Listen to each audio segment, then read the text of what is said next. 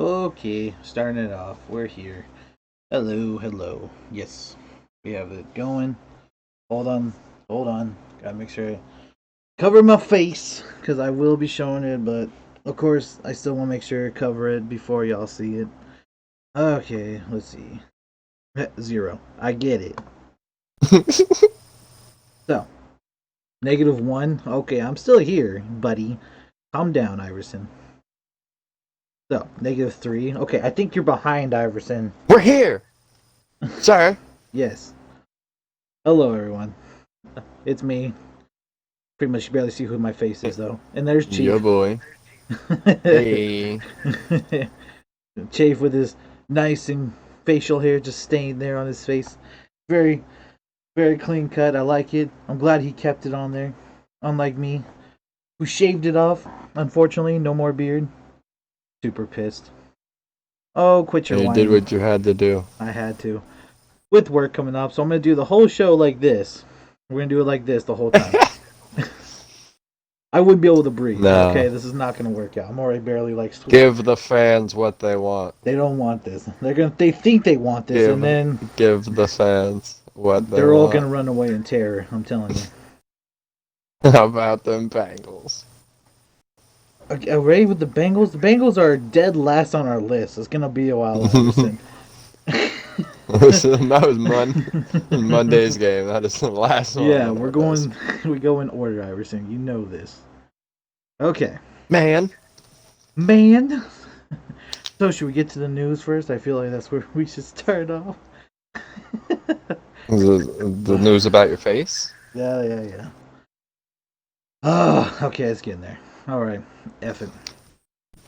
No, and yes, I know what I look like. Y'all could say what you want. I don't give a shit.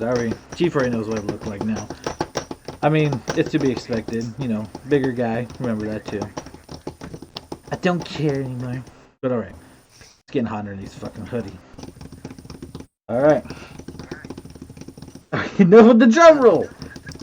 It's not that big of a deal, Chief. Stop it. God. Alright. Just kidding. All right. Oh, F it. All right. Boom. So that happened. There it is. There it is. Oh, baby. Baby face Jet here and now. What's up? Hello. This is biplane. Yep. All I need is long hair, which I can't grow that either. Wish I could, because then I could look like Chris Farley or something like that. That'd be amazing. But no. No. That would be too much good news for me. God doesn't like that. So, here I am. Okay. So, we're here with our week 15 football talk. That's what we're going to talk about today. So, here we are. A lot of stuff happening this week. I mean, Oh yeah. There was you look different. I wonder what it is, Kev. Anyway, we're going back to no football. idea. And I know I'd look a lot different. Look at the baby fat, and I just want to squeeze them cheeks. Yeah, I know. I know it, Iverson. Sign me up for Gerber baby commercials. Let's do it. Let's do it. Let's do it. Yeah. Petition to have Hi, Jet. I'm a grown man, baby, and I'm telling you, I've been having Gerber baby food since I was a baby, and look at me now. Feed your baby the right stuff. Gerber baby food. Okay, back to what we were talking about. The football. Yes. Chief. Well, Jalen Hurts is starting still. Wentz wants out of Philly. What's gonna happen? I don't know. There is apparently talk of him going to Indianapolis still, which is, People you know, people they, like they that don't want idea, that. right? They don't want. Yeah, no. No? I mean, I don't. I don't see the reason.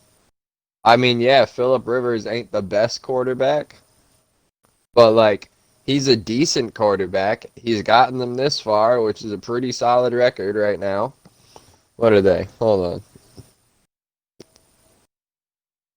Colts are The 10-4 right now. Right, but I mean, Philip Rivers is at the end of his freaking career, pretty much. So he's like Tom Brady, where he's got like 1 or 2 years left, like this year and next year, maybe. So Yeah, so I mean, for them, I think they sit down and they have a conversation with Phil, see what he's up to.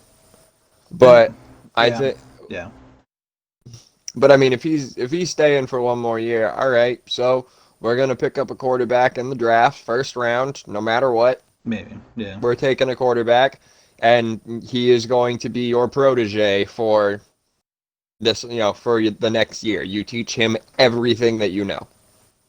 Like I could see that. if I if it mean, works out that way. the reason why I mean, I would say that's a good idea, but I don't think it's going to happen is because this draft seems to be very low on quarterbacks. Like, it's not very many going to the draft this year. Um, the ones that are pretty much like top 15 draft picks. Like, you have, obviously Trevor Lawrence if he decides going to draft, Justin Fields, who's probably going to get picked like one or two spot. If Trevor Lawrence comes in, he's going to be number two. If Trevor Lawrence doesn't come in, he's probably number one because the Jets need a quarterback. And then you have Zach Wilson, BYU, who's been showing himself off quite a bit lately. The third quarterback on the board anyway. And then the rest are pretty much like second round. Like, I think it's like a total like seven quarterbacks I saw on the board, which I could be wrong about, but so far that's all I've seen.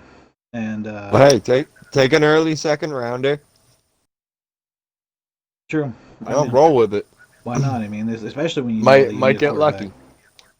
The thing I was saying, like, and this is my like before the year's over, way too early predictions of how free agency quarterback rotation is going to go. You got the Jets, which are going to move on for Sam Darnold. Obviously, go for the. I think they either go for the draft or I believe the big trade happens where they somehow get Jared Goff and send their first rounder and take the Rams first rounder. So they swap picks and get Jared Goff from the Rams. Only reason why I say that is because A, they're looking for a quarterback, and the Rams are kind of done with Jared Goff at the moment. And B, I mean, the Rams are looking to get a quarterback as well. They want somebody probably like Zach Wilson, and he's going to be a high value pick. So why not, try to get the highest pick you can, you know, work with it. So there's that. Um, and then I think Carson Wentz, as much as we like, watching Pat McAfee, and he doesn't like the idea. A lot of people are saying their indie fans don't like the idea. I say because of the coach or whoever it is that's there right now. Um, And the $100 million that he is still owed. True. That's Nobody also wants to pick that up. well, and that's the other thing with Jimmy G too, and San Francisco. San Francisco, Jimmy G. There's still like there's a lot of talks about him possibly leaving because Nick Mullins has been doing better than Jimmy G has this year. And I did hear some interesting chatter about Jimmy possibly heading back to New England. and that would make a sensible trade, especially with the fact they got rid of him. Tom Brady left. Only one they could get was It was Cam. Cam, and Cam's pretty much on the chopping block with the way he's been playing. Is that a key lime pie bang right there? I saw, or what is that No, even? that is just Mountain Dew. a I was like, Mountain Dew. I saw it and I was like, hello. Mountain Dew. You can sponsor me if you want to, but I don't Hey, I'm think you talking to will. It's Bang. okay. Bang. Someone want to mention Bang? Although Bang.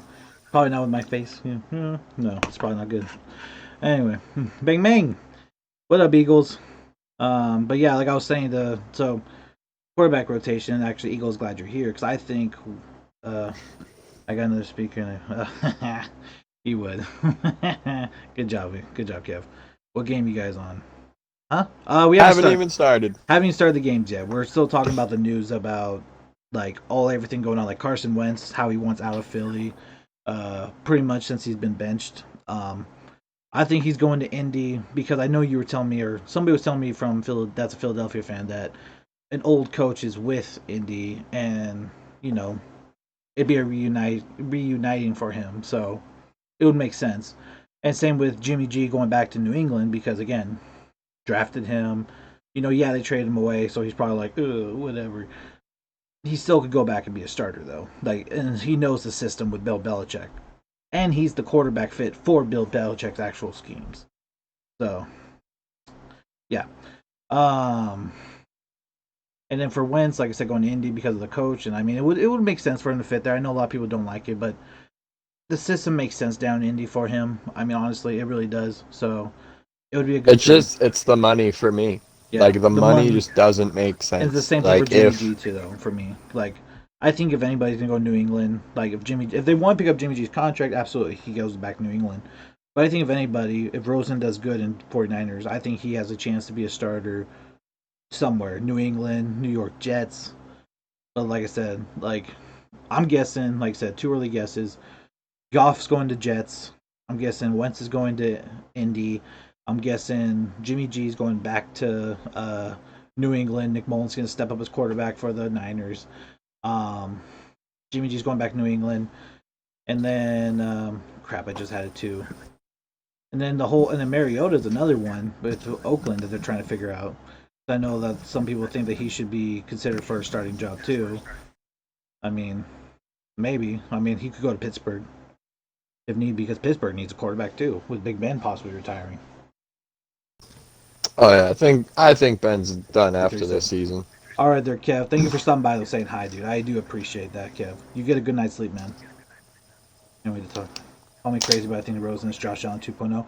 You know, Rosen just needs a chance because I mean, look what happened with him in Arizona. He had the rookie year where he pretty much was kicked out because he literally just had an okay year, but they were looking at Kyler Murray, so they said, "Okay, bye."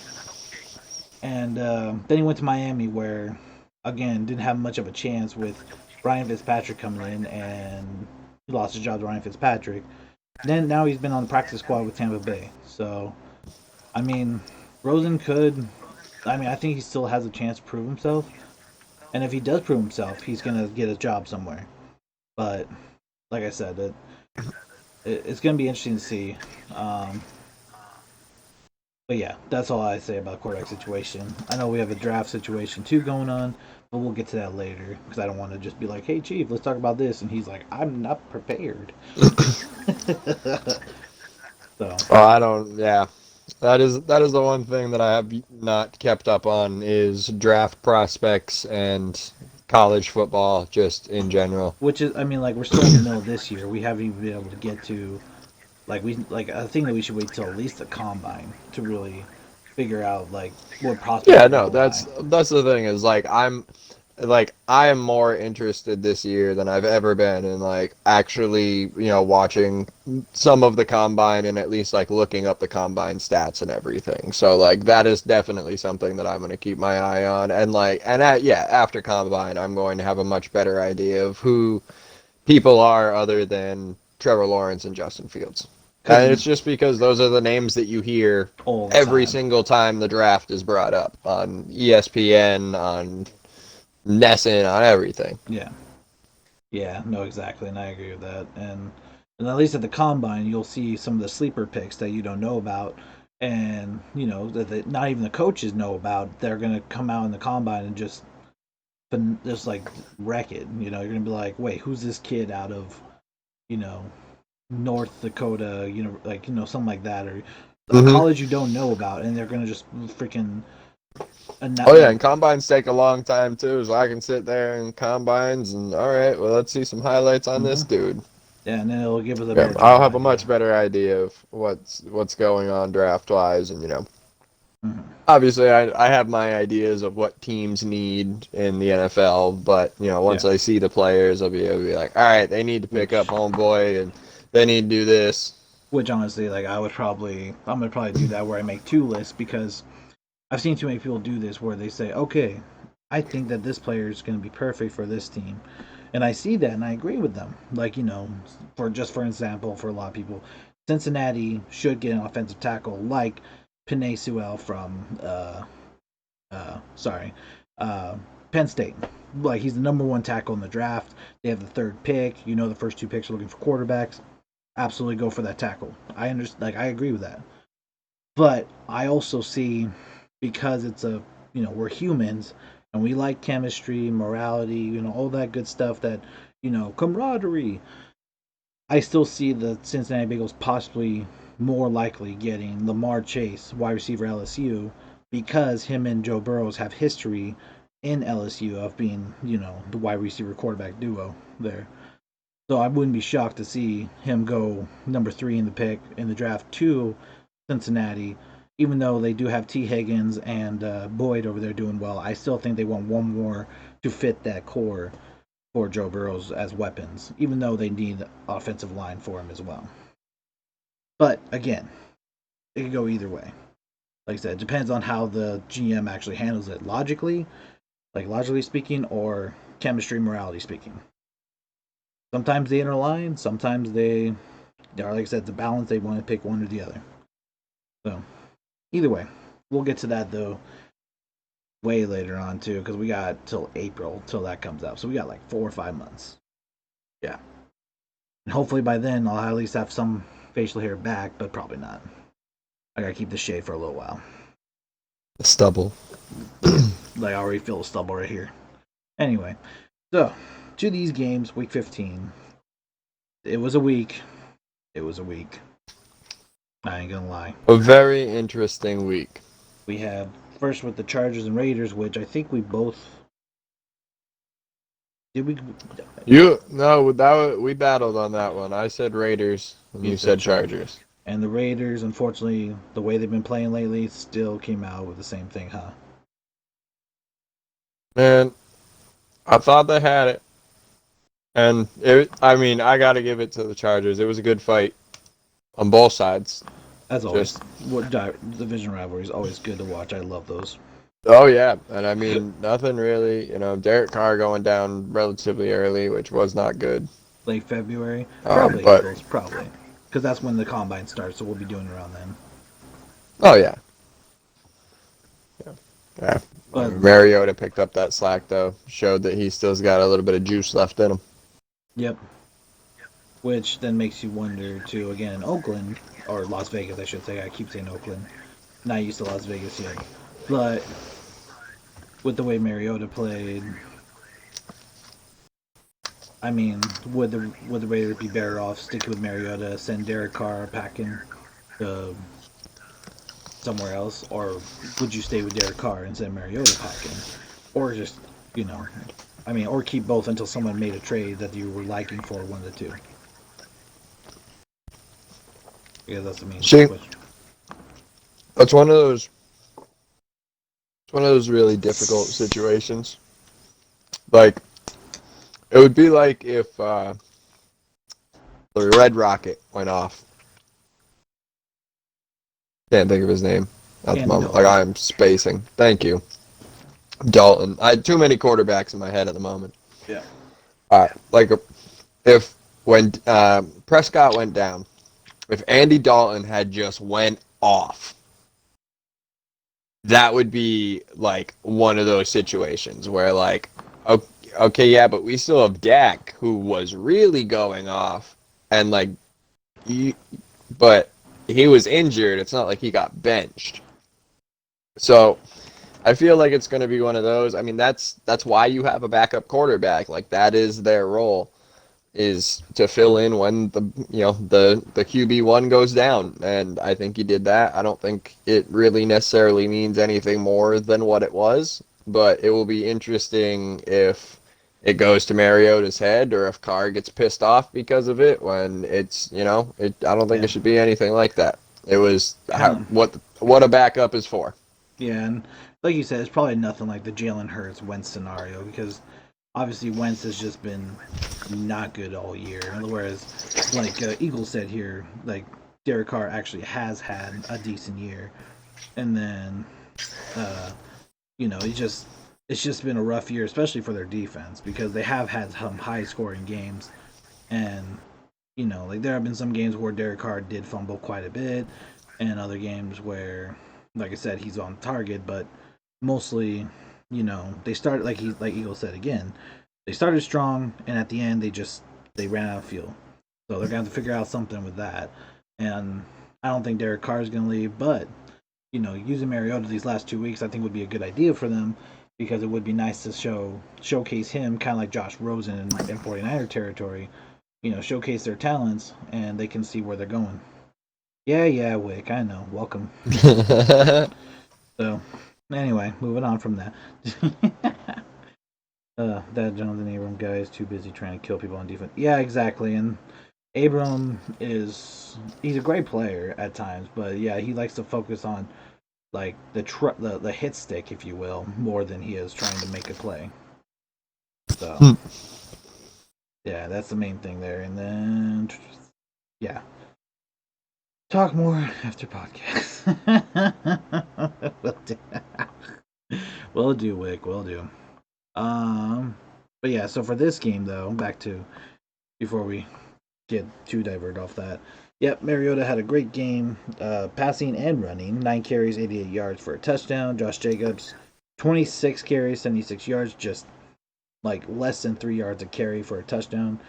They tried to give him the ball, so at least that they were trying to give, which is why like, and Josh Jacobs is a Pro Bowl this year, mind you guys. Josh Jacobs became a Pro Bowl this year, and I think honestly, I'm not sure who else there's been for running backs for this. I feel like I feel like if anything, James Robinson was robbed of a Pro Bowl selection. I think he should have gone that third spot, not Josh Jacobs. Like, even though he's a There was rookie, a lot of problems with the Pro Bowl this year. yeah, it was a popularity contest this year. I feel like I miss it when they did the Associated Press would vote in players and stuff. Not because like yeah, sometimes the press got it wrong, but at least they actually had stats with them. Whereas these people are just like, "I love you, Josh Jacobs. Of course, I'll vote you the Pro Oh, Bowl." oh, you're great. Yeah, Yeah, like like what? Josh Jacobs has been the worst end running back in the league. I don't care. He's great. Okay, whatever. All right. I love him. Yeah. But we'll get more than that later on, if anything. On the other side, Justin Herbert though, 22 of 32, 314 yards, 2 touchdowns, 121 rating, really looking good, and definitely, even though the Chargers are 5-9, Herbert's been proving himself quite a bit for them this year. I definitely like it. He is my O'Roy of the year pick. If it was just for yeah, pretty much. I mean, it sucks too because he is in the AFC because I want to give James Robinson again the nod, but yeah. The Raiders should keep Carr out the rest of the year.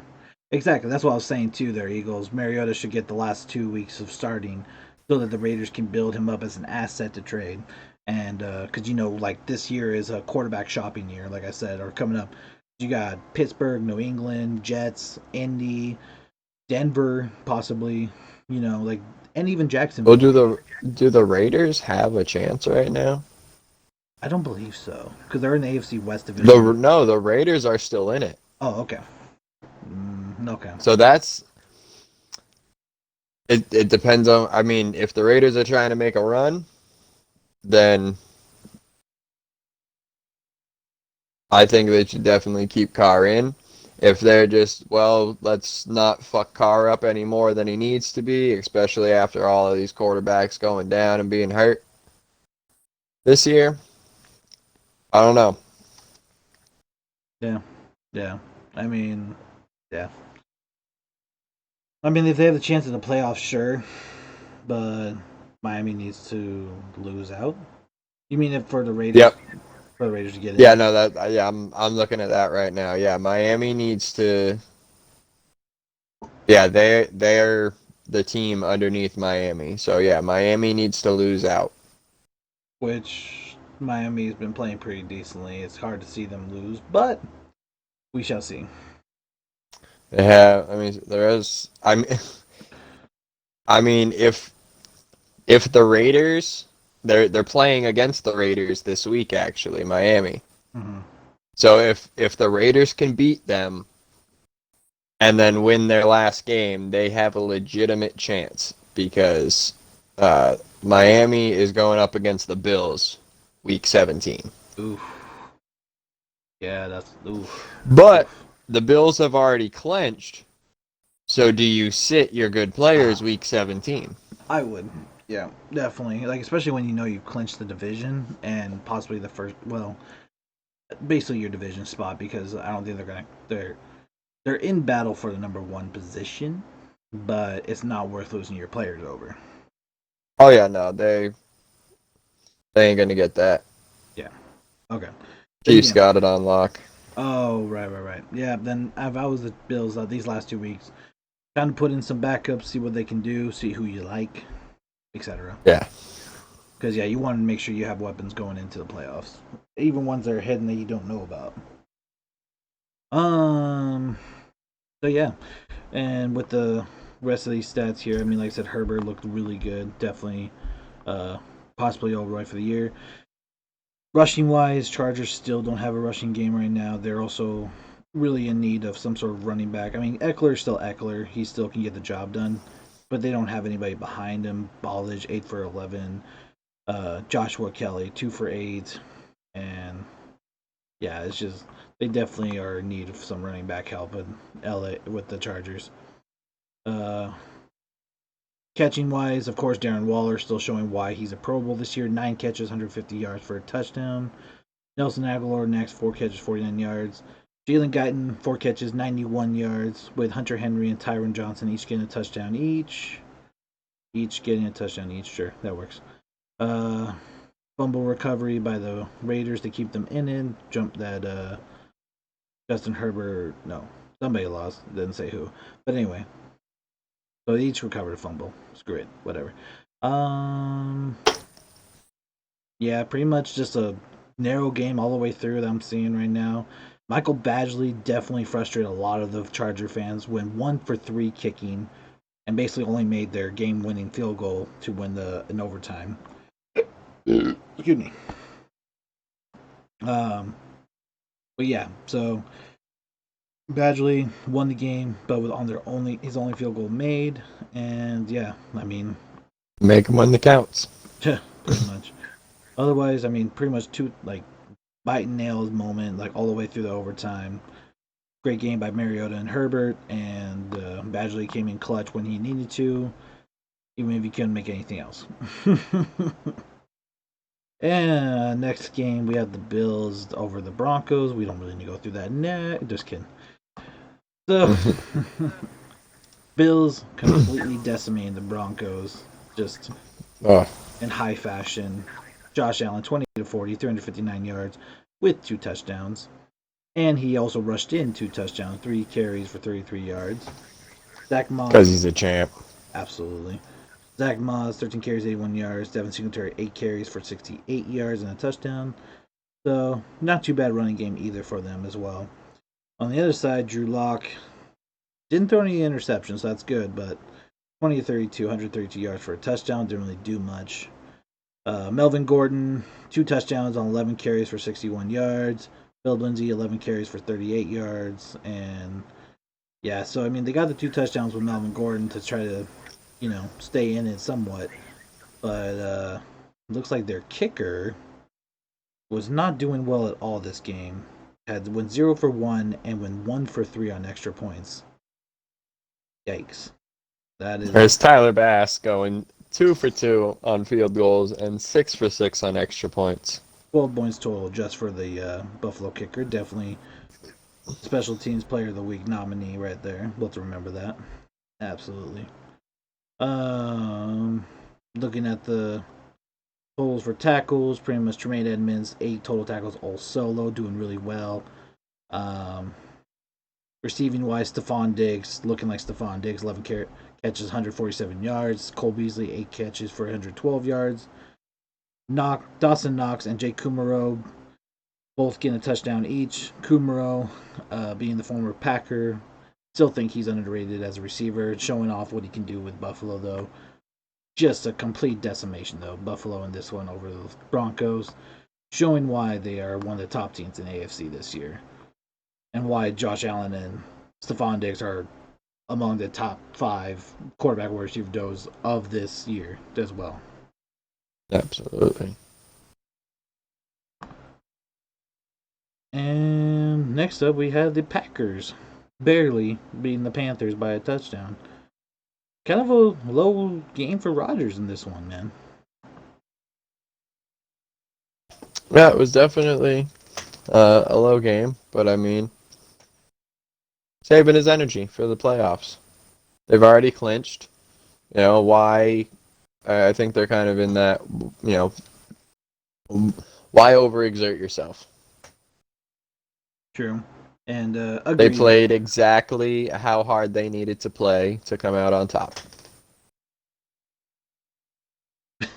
They went hard as hell in the first half, played good defense in the second half.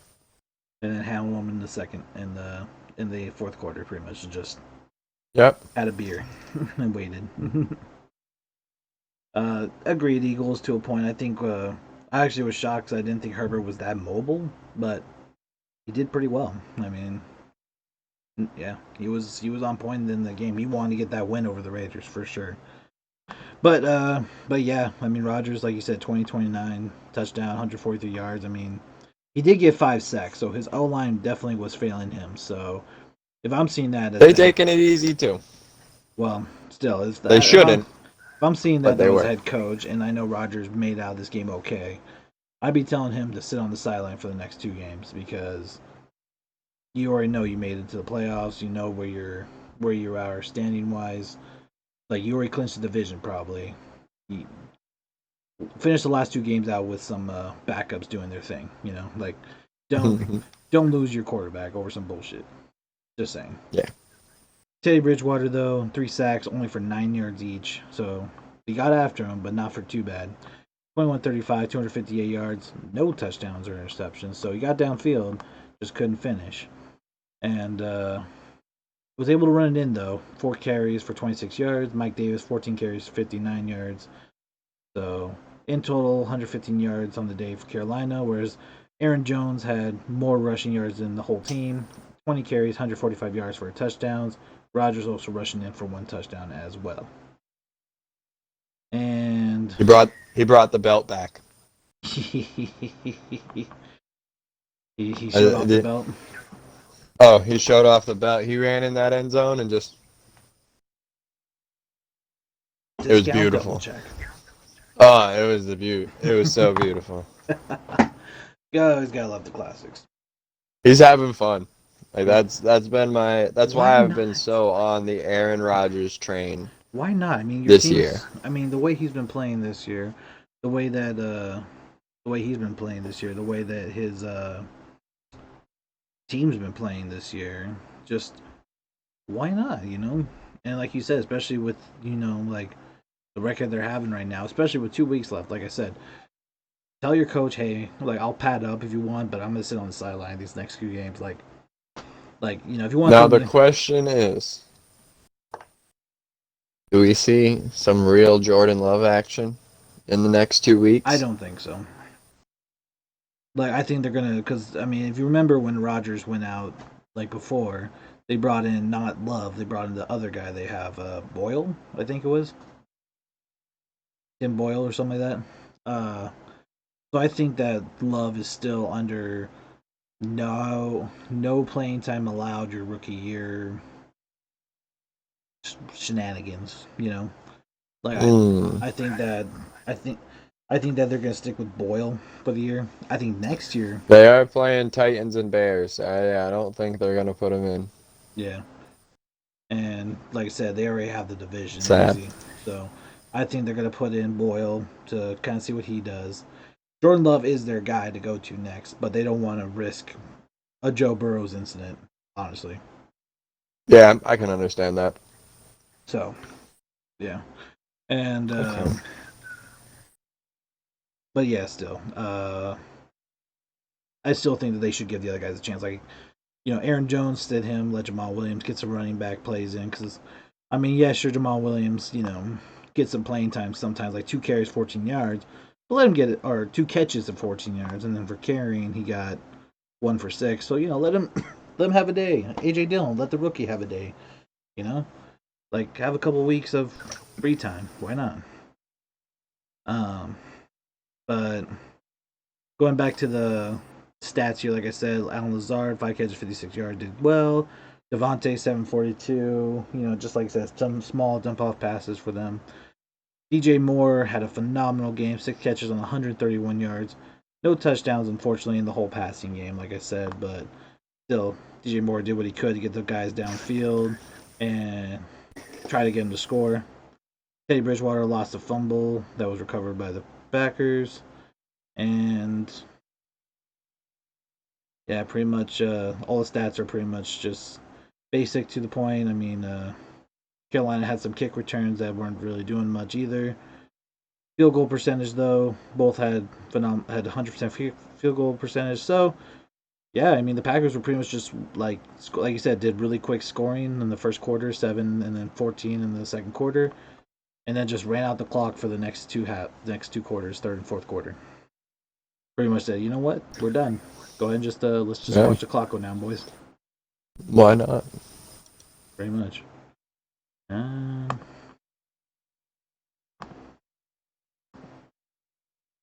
I mean, pretty much. I mean, I would like I said, if I was Packers, hell, if I'm any team right now that I, like, especially like especially teams that are eliminated too, put in your backups. Save your guys for next year. Why risk them getting injured in the last 2 weeks of a failed season or a season that's not, or you're not going to change anything these next two games playoff scenario. Yeah. So like for instance, right now the Buccaneers right here 9-5 won against the Falcons. I think they should still be playing Tom Brady, absolutely, because they're still trying to fight for their spot right now. So Yeah, they're still fighting. Tom yeah, Brady should be in until until playoff time. all the way through, absolutely. And Tom Brady didn't have too bad of a game. 2 touchdowns, 390 yards, 31-45 passing. Did have 3 sacks for 25 yards, and same with Matt Ryan, 3 sacks for 24 yards. 34-49, 356 yards with 3 touchdowns.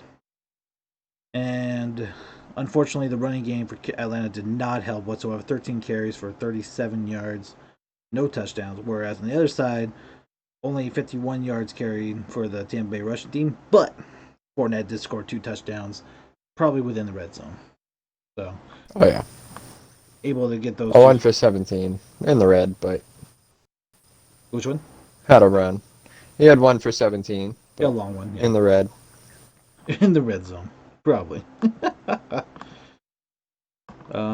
Let's see Yeah. here. Mike Evans and Antonio Brown looking great out there. Both Mike Evans with 6 catches, Dude, 110 yards. Antonio Brown, 5 catches surprisingly, on 93 yards and a touchdown. surprisingly, I will say for Antonio Brown because I didn't feel like I still am like saying that I don't like the signing for Antonio Brown, but he did have a good game this one against the Falcons. He just doesn't fit. Like That's all. it's just they just have so much going on with that team already.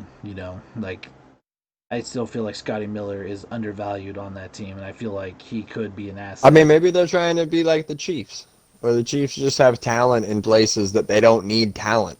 True. I mean, they do like their wide receiver core is ridiculous right now, and when contract season comes about that Michael Hardman and I'm guessing Demarcus Robinson, unless Sammy Watkins retires somehow and Demarcus Robinson moves up, those two are going to be gone soon. I'm guessing if like to sign with other teams. I'm thinking so.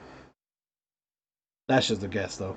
I'm not saying it's fact. I'm not saying it's like my 100% accuracy. Like I believe to be happening. I'm just guessing that they could do it. Uh, But yeah, Antonio Brown, Chris Godwin, both with the touchdown, like you said. Calvin Ridley had a hell of a game. 10 catches, 163 yards for a touchdown on 14 targets. Russell Gage, 5 catches on 10 targets. Definitely not good numbers there. 68 yards for a touchdown, though. Hayden Hurts, 4 catches, 21 yards for a touchdown. Matt Ryan, do what he can, throwing to everybody, getting the touchdowns needed. But unfortunately, again, that running game does not help them whatsoever. Devin White had a game for the set for like he had all 3 sacks for his team, 12 total tackles, 10 solo, 4 tackles for loss, 2 pass deflections with the 3 hits. Phenomenal game Beautiful. for him. Beautiful. Absolutely, that's a nominee for defensive player of the week for sure. Devin White, gotta remember that. Kicking wise, Young Hoku and Ryan Sucka both 100% for both, and punting pretty much the same. Came down to the wire, and Tampa Bay pulled out the win. Again, another really good division rivalry game that came down to the end. The Falcons stay blowing leads.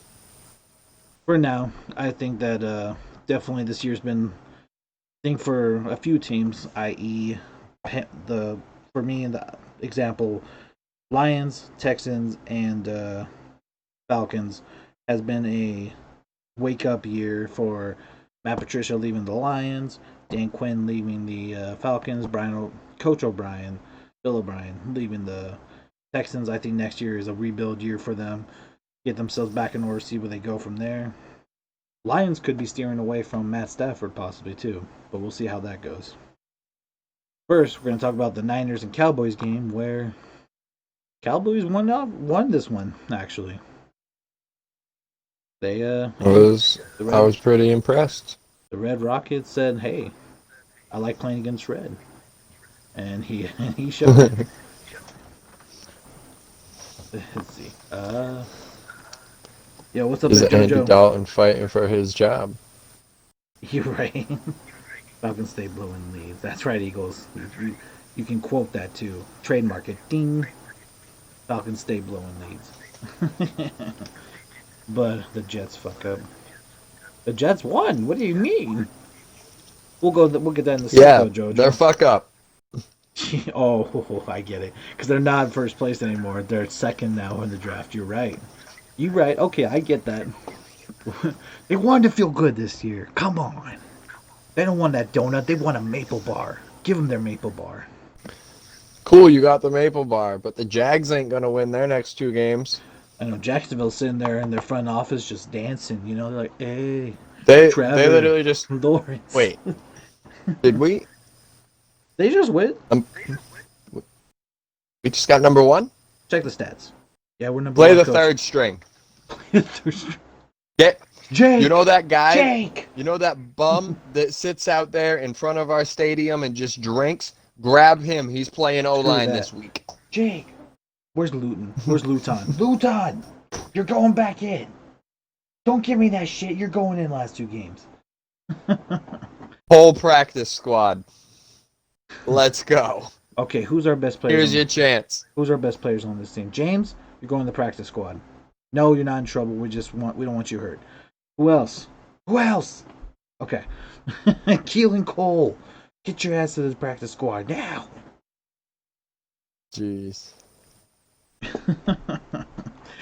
That is true though. I totally didn't think about that. The tank for Trevor has failed. They failed. And now they have to set. They could still get Trevor if the Jags really wanted Justin Fields. Because let's face it, Jacksonville, they're not the brightest in the bunch either. I mean, and they like their quarterbacks. Okay, I mean, like they got they've had their interesting choices at quarterback. Let's just say.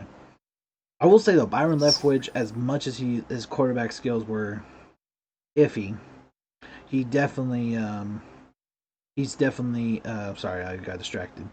He's definitely a great offensive coordinator, soon to be head coach possibly. I think that he's definitely proven himself as a coordinator. So I give him that. But as a quarterback, yeah, he wasn't good. But let's face it though, like I said, Jacksonville has a fun time with drafting their quarterbacks, i.e. like Bortles, Byron Leftwich, David Garrard. They even had Mark Brunell for a little bit, who was okay in the '90s. Who wasn't that great. I mean, people like him, but you know. So yeah. Oh, and Nick Foles. Even though I like Nick Foles, still didn't do much for them. So now we're here. Zach Wilson does look good, JoJo. Like I said, I think Zach Wilson. I think LA Rams are going to try to make a big trade to move up and pick him. And I think that, like I said, if this goes how I think it's going to go, Jared Goff's going to go to the Jets, and they're going to get Zach Wilson for the Rams. But that depends on how the Jets want it, because I mean, right now the Jets have Sam Darnold. Joe Flacco's retiring. We already see that coming. If he doesn't retire, I'll be shocked. But I will be shocked. Joe Flacco's retiring, no doubt about it. And the Jets could go young again, but I feel like the Jets should learn by now. Like, I mean, I don't know. I feel like that they've got like last time they went old signing, besides of Joe Flacco, they had what's his name, uh, Brett Favre. Wow, sorry. Like literally, if that's the last time they really had an older quarterback come in, because after that you got to think of who came in for after Brett Favre. Was Mike Vick after Brett Favre? I forget actually. I don't remember. Okay, so it was Mike Vick and Brett Favre, and then after that they had Geno Smith, Mark Sanchez, Sam Darnold. They've been drafting these young guys who they just aren't getting done. They need that veteran presence to really come in and do something. And Jared Goff would be perfect for that because Jared Goff has the experience in LA. He can come in, learn the system, do what he needs to in the Jets. I wouldn't be surprised they try to make him like another Joe Namath, honestly, for the Jets. Not saying he's going to be a superstar. I'm just saying they would probably try to make him into like a Joe Namath style quarterback. So, but we'll see what happens. Like I said, I think LA should go young though. Absolutely, 100% agree, JoJo. Zach Wilson would be a great pickup. But again, it depends on what the Jets decide to do and how teams go about this. Because we don't know what's going to happen. We can guess, but then something can happen out of the wood. Like, excuse me, like one of the craziest draft picks, like that happened before was Darius Hayward Bay to the Raiders. Everyone thought they were going to draft Michael Crabtree. They didn't go with that. They went with Hayward, and Hayward Bay ended up being poop. You know, so I mean, it happens. We've seen it before. We'll see it again. Freaking Eli Manning got drafted first overall by the Chargers. Daddy had a hissy fit, said, "I want him going to San Diego." So they sent him to freaking New York. Exactly. They sent him to New York, and New York said, "All right, we'll give you Philip Rivers." All right. We see how that. As sad as it sounds, we see how that went with New York winning 2 Super Bowls, and Philip Rivers not winning shit in San Diego. I'm sorry, I don't mean to laugh. It's rude. So, like I said, Yeah. but I mean, yeah, like I can't wait to see what happens, honestly, because this is gonna be a crazy offseason. I can see it. Okay, but back to this game. Andy Dalton, like I said, on fire. 209, 2 touchdowns, 19 of 33. Okay, not on fire, but he did decently. His hair is on fire. And Nick Mullins on the other side went 21 36, 219 yards for 2 touchdowns and 2 interceptions.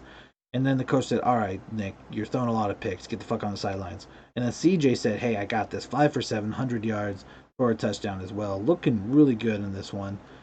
Probably going to start the Very next." nice. Oh, no, I'm sorry. Nick Mullins didn't get pulled to the sideline. I lied. He got injured. That's why they signed Josh Rosen. I'm silly. I'm stupid. I knew this. Anyway, Oh, Jet. I do this all the time. But yeah, Nick Mullins is injured, so now they have CJ as a starter, and they're bringing Josh Rosen to first be a backup and can't really play much anyway, and then probably contest for starting spot in the last week. We'll see what happens. Raheem Mostert, 14 carries, 68 yards, no touchdowns. Jeff Wilson, 16 carries, 60 yards for a touchdown. Tony Pollard, 12 catches, 69 yards for 2 touchdowns. Tony Pollard, and Chief, I wanted to ask you this too, because Ezekiel Elliott is just not getting it done this year. I know he's under a new contract now, and I feel like he's gonna still, be doing something or whatever. But I gotta ask though, do you think that the Cowboys move Ezekiel Elliott to possibly resign Dak Prescott, or do they move Ezekiel Elliott in general because of his production this year? I mean, I don't know if I think next year would be his real proving year Okay. because I mean he hasn't produced at all this year, but I mean he is still a I guess not a big name, but was still a big name. So I Right. don't think they've given up on him just yet. I And think next year is going to be a real all right, prove that you want to be here year. okay. And And if he doesn't produce, they're gonna look do what they can to get him out. I mean most of the thing I've heard too is that they excuse me. Most of the other thing I heard was that they got rid or I'm sorry, because I see what Eagle said. Um uh the O line has been injured quite a bit this year, and so they're thinking, like a lot of people are saying that he's not going anywhere. For me personally, though, I mean, I feel like this should open Jerry Jones' eyes. Like, dude, your O line is what saves you, because without the O line, Ezekiel has proven he's not a running back. Whereas Saquon Barkley up in New York hasn't had an O line. He runs people over like a motherfucker. So just Exactly. just saying though. I mean, like I can see. I agree with you though. I can see that. That's a good take on that for next year being that they'll get rid of D. Lawrence. Yeah, I mean, like Lawrence would be a good trade option. I mean, he could set. They definitely could use him in other places. So yeah, and they did sign him for too much money, but that would mean somebody needs to take on his contract too, Eagles, which is really hard to do if you have a player who's non-productive. So yeah, but we'll see what happens there. Either way, I think Tony Pollard's on the rise though in Dallas, and they need to kind of keep an eye on him. But what do I know? So Niners passing though, Kendrick Bourne 4 catches, 86 yards for a touchdown. Brandon Ayuk 9 catches to 73 yards for a touchdown. And down at the bottom, you have Jordan Reed for 2 catches, 18 yards, also with a touchdown. Just, definitely the Good for passing him. was there. Nick Mullins and CJ Beathard, I can't say his name, both showing that they had a good game against the Dallas secondary. And Andy Dalton found CD Lamb, 5 catches, 85 yards. Tony Pollard, 6 catches, 63 yards. Michael Gallup and Dalton Schultz both getting a touchdown on 3 catches and 2 catches. Let's see here. CeeDee Lamb not getting his touchdown on the receiving end, but getting it on the kickoff return. Yes, sir. I was just about to see A that actually. 47-yard. Well done to him too on the 47-yard kick return. So It very was on good. an onside kick return. It was beautiful. Oh, oh wow, that's crazy. Yeah, I'm like thinking about like 47 yards. That's a very small kickoff. And that's a hell of a run by CD Lamb actually. Jeez, well done. Um, and also with that, you have 2 interceptions. Anthony Brown, Donovan Wilson for the Cowboys, and Aldon Smith with a fumble recovery for the and Dornstrong Armstrong, both Cowboys, ugh, recovering fumbles for the Cowboys. Alden Smith, definitely a comeback player of the year candidate for sure as well. Having just a phenomenal year coming off of pretty much rehab. So definitely kudos to him for that. And yeah, I mean Greg Zerline had an okay game, 2 for 3 with 5 for 5 extra point.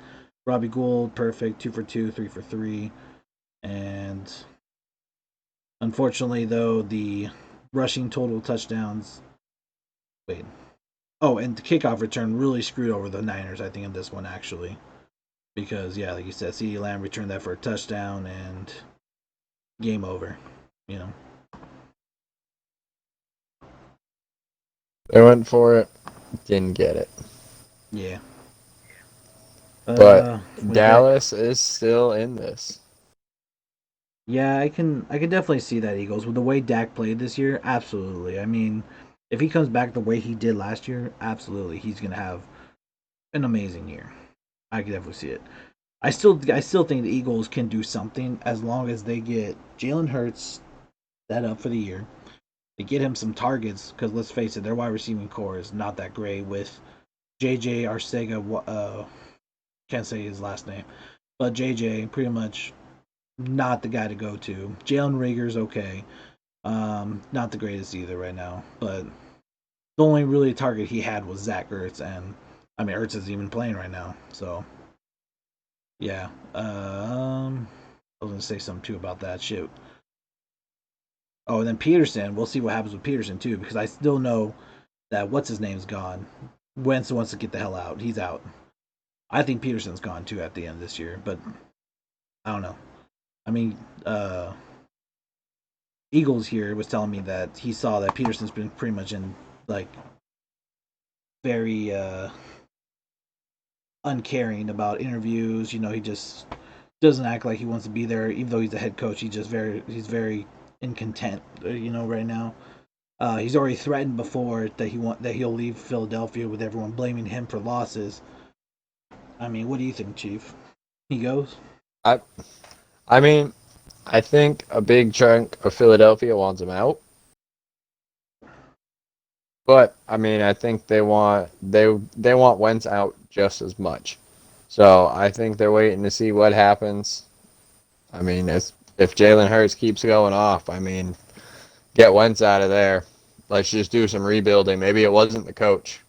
Yeah, and I mean, I definitely think Wentz should get out, and I'm not even saying that in like a dickish way. I'm saying that in general because I mean, like you said, it's just the offense is they already moved on. They like Jalen there. I mean, Wentz is just not working with him to his receivers. There's just like whatever's going on in that playbook, it's just not working with Wentz. Wentz is not it's not fitting his scheme, and Yeah. like I said, in Indianapolis, apparently the coach that's there right now worked with Wentz growing up or when he was drafted to Philadelphia. So that's why I say it makes sense for Wentz to go to Indy and be with that success again that he worked with when he first came into the league before he got injured. Be with So someone that knows your style, knows how you work, works with that style. Like, yeah, are the Eagles out yet by chance? They're Eagles. So uh, the entirety of the NFC. NFC East is still in the running. Wow, That's the wild part. that's crazy. Yeah, that is crazy. So go. So I'll go through this list real quick. Go ahead. So this is everybody who was eliminated. Mm-hmm. AFC East, the Patriots and the Jets eliminated. Mm-hmm. AFC North, Bengals are eliminated. Mm-hmm. Uh, in the South, Houston and Jacksonville are eliminated. And Yep. in the West, Denver and the Chargers are both eliminated. Yeah. The Raiders the Raiders have a chance to get in only if Miami loses out. Yep. Which, like I said, that's that slim chance right there. That Yep. Carolina also had a very slim chance, but they're out too. I already know it. And then go over to the NFC. Yeah. The entire NFC East is still in the running. Washington is 6-8. Dallas and New York Giants are 5-9. The Eagles are 4-9-1. So Oh. if Washington loses out and Dallas and the Giants lose one game and Philadelphia wins two, Philadelphia is in. Wow. Uh, let's see. In the North, Lions are out. The Vikings and the Bears are fighting. They're within a game of each other. In the NFC South, the Falcons and the Panthers are out. The Saints have clinched the playoffs, and the Buccaneers are still fighting for the wild card with the Rams and the Cardinals, but the 49ers are eliminated. How close is that? Whatever it's called, wild card spot. Uh, I mean, so how many is it? 2 weeks left. Well, I'm trying to think of the actual. Oh, there you go. I'm looking for the actual like playoff view. Um. So how many teams is it that goes in? 7. There's a 7 from each side. yeah, 7 from each side because it goes number one spot is off, and then you have yeah, so you have one that's Okay. in for sure. They have like 2 and So 7 play, 3 and 6 play, 4 and 5 play.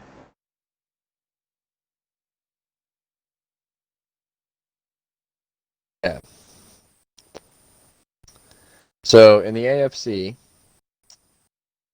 it looks like If the season were to end now. the Raiders, the Ravens, and the Dolphins are currently bouncing in that 7, 8, and 9 spot. Ooh. Ooh. Um, yeah, and then Indy, the Browns, and Tennessee are all sitting at 10-4 above that. So if they lose out, that could change drastically. Um, the NFC is a little bit weirder because you have Washington sitting at the number 4 spot at 6-8. Yep. So it is weird.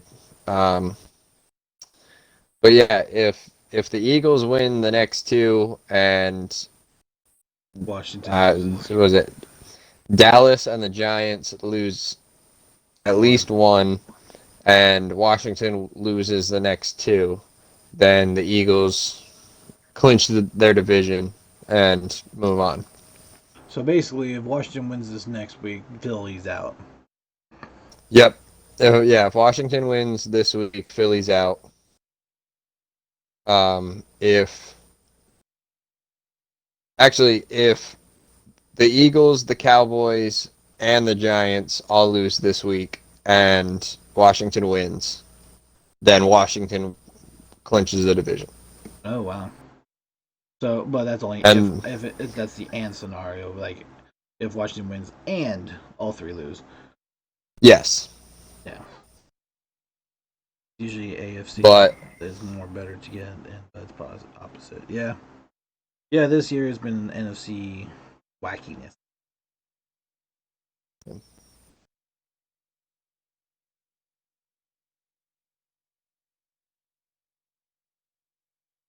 yeah, it's been wild. But yeah, it's been a year. It's definitely been a year. Then we'll definitely see what happens with those teams as well. Because honestly, it's gonna be crazy to see. Excuse me. Whoa! It's gonna be crazy to see these last 2 weeks who gets in, who doesn't. Because like you said, it's like right now the season we're in today, but we still have 2 weeks left, so anything can happen. Like you said, Eagles. But for now, that's where we are with that. Um, and unfortunately, the Jets lost their number one pick. So yeah. um, They had one job and they failed at that. Yo, they wanted that win. They wanted to taste victory at least once this year. And going to the next game, we have the excuse me a sec. Oh, carbonation. Anyway, we have the Fine. Lions and the Titans. And unfortunately, Tennessee said hello and smacked the shit out of them. Matt Stafford, 22-32, 252 yards with only one touchdown. So, and a 102 rating, so he didn't have a bad game. DeAndre Swift, 15 carries, 67 yards for two touchdowns. Did what he could to help out as well. But with the Detroit rushing only be 123 yards, and Derrick Henry came in and said, yeah, that's cute. 24 carries, 147 yards for one touchdown. And 33-yard longest carry is 33 yards. So Tannehill, 3 carries, 21 yards, and he had two touchdowns of his own rushing while throwing 21 to 27, 273 yards for three touchdowns. Hell of a game for Tannehill. Just pretty much doing everything he can as well to destroy the Lions and proved himself really well there. Um, Marvin Jones had a hell of a day for them. 10 catches, 112 yards for one touchdown against the for the Lions. Whereas on the other side, Corey Davis 4 catches, 110 yards for a touchdown. AJ Brown 5 catches, 44 yards for a touchdown, and uh, Darrington Evans had 2 catches, one of them being a touchdown as well. The Detroit also had an issue holding the ball. A lot of fumbles this year. Like I said, a lot of fumbles. Two lost fumbles for them. DeAndre Swift Hawkinson just couldn't hold on to it. Will Compton, Jeffrey Simmons picking up the ball. Um, Defensively speaking, kind of pretty much straightforward. Nothing too big. David Long, 12 total tackles, 6 solo. Duran Harmon, 10 total tackles, 5 solo. And one interception for Kevin Byard. And kicking wise, Stephen Gostkowski surprisingly went perfect. 1 for 1, 5 for 5 extra points. Matt Prater, 1 for 1, 2 for 3 on extra points. So, I would say, if anything, Ryan Tannehill. I mean, even though Derrick Henry had a good game this game, don't get me wrong. He ran through motherfuckers like crazy. Tannehill had a phenomenal game. Three passing touchdowns, two running in. Just Tannehill looking like he did last year. That's what was needed for Tennessee, especially going to the playoffs. They definitely need Tannehill to play at this kind of performance going forward. Absolutely. Next up, we got the Colts and Texans, which only by a touchdown win for the Colts there. Not too bad actually. That's or like pretty close game. I actually enjoyed that. Sean Watson had a hell of a week.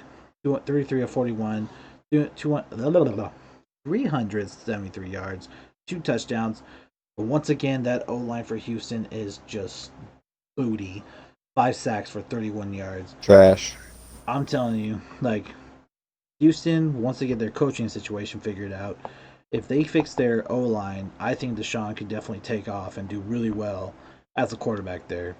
Houston needs to figure out the rushing too. Don't get me wrong, but Deshaun has proven that without an O line, he still can get the job done for Houston. Like as far as for what he can produce and what he can't do on his own. Yeah, imagine if he had an O line.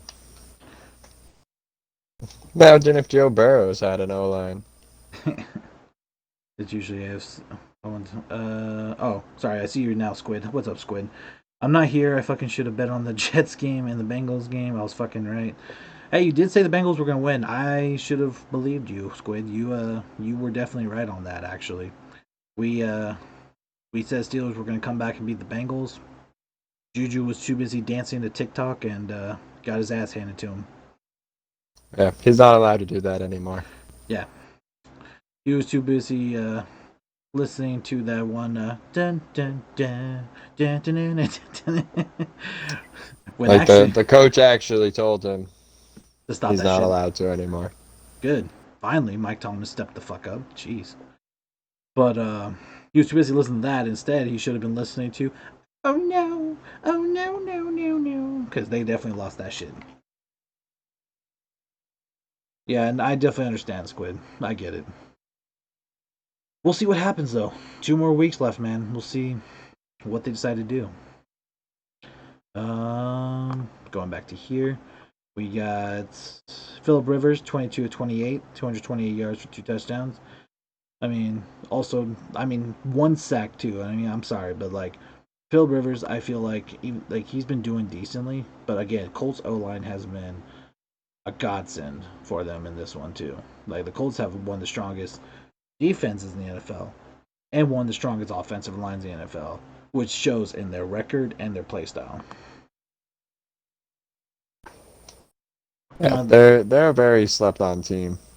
pretty much, because I mean, Jonathan Taylor had just Jonathan Taylor had the same amount of carrying yards, rushing yards as the Texans team, 83 yards on 16 carries for 1 touchdown, and then Naeem Nines 5 carries, 43 yards, with one being a 23-yard rush.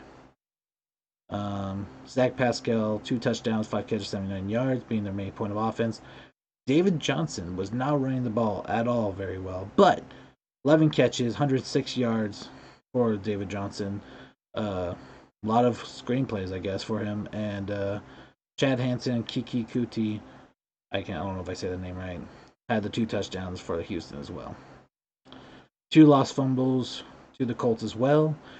Sean Watson and Kiki Kuti losing the balls, losing the rock to Justin Houston, Bobby Okereke. How did Okabiki. how did what's Pat McAfee put it? Oh, Kariki. Okariki.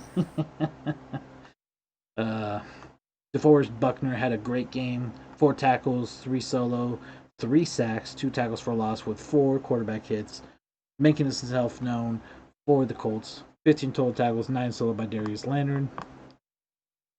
And as far as for kicking wise, both kickers did phenomenally, 100% each.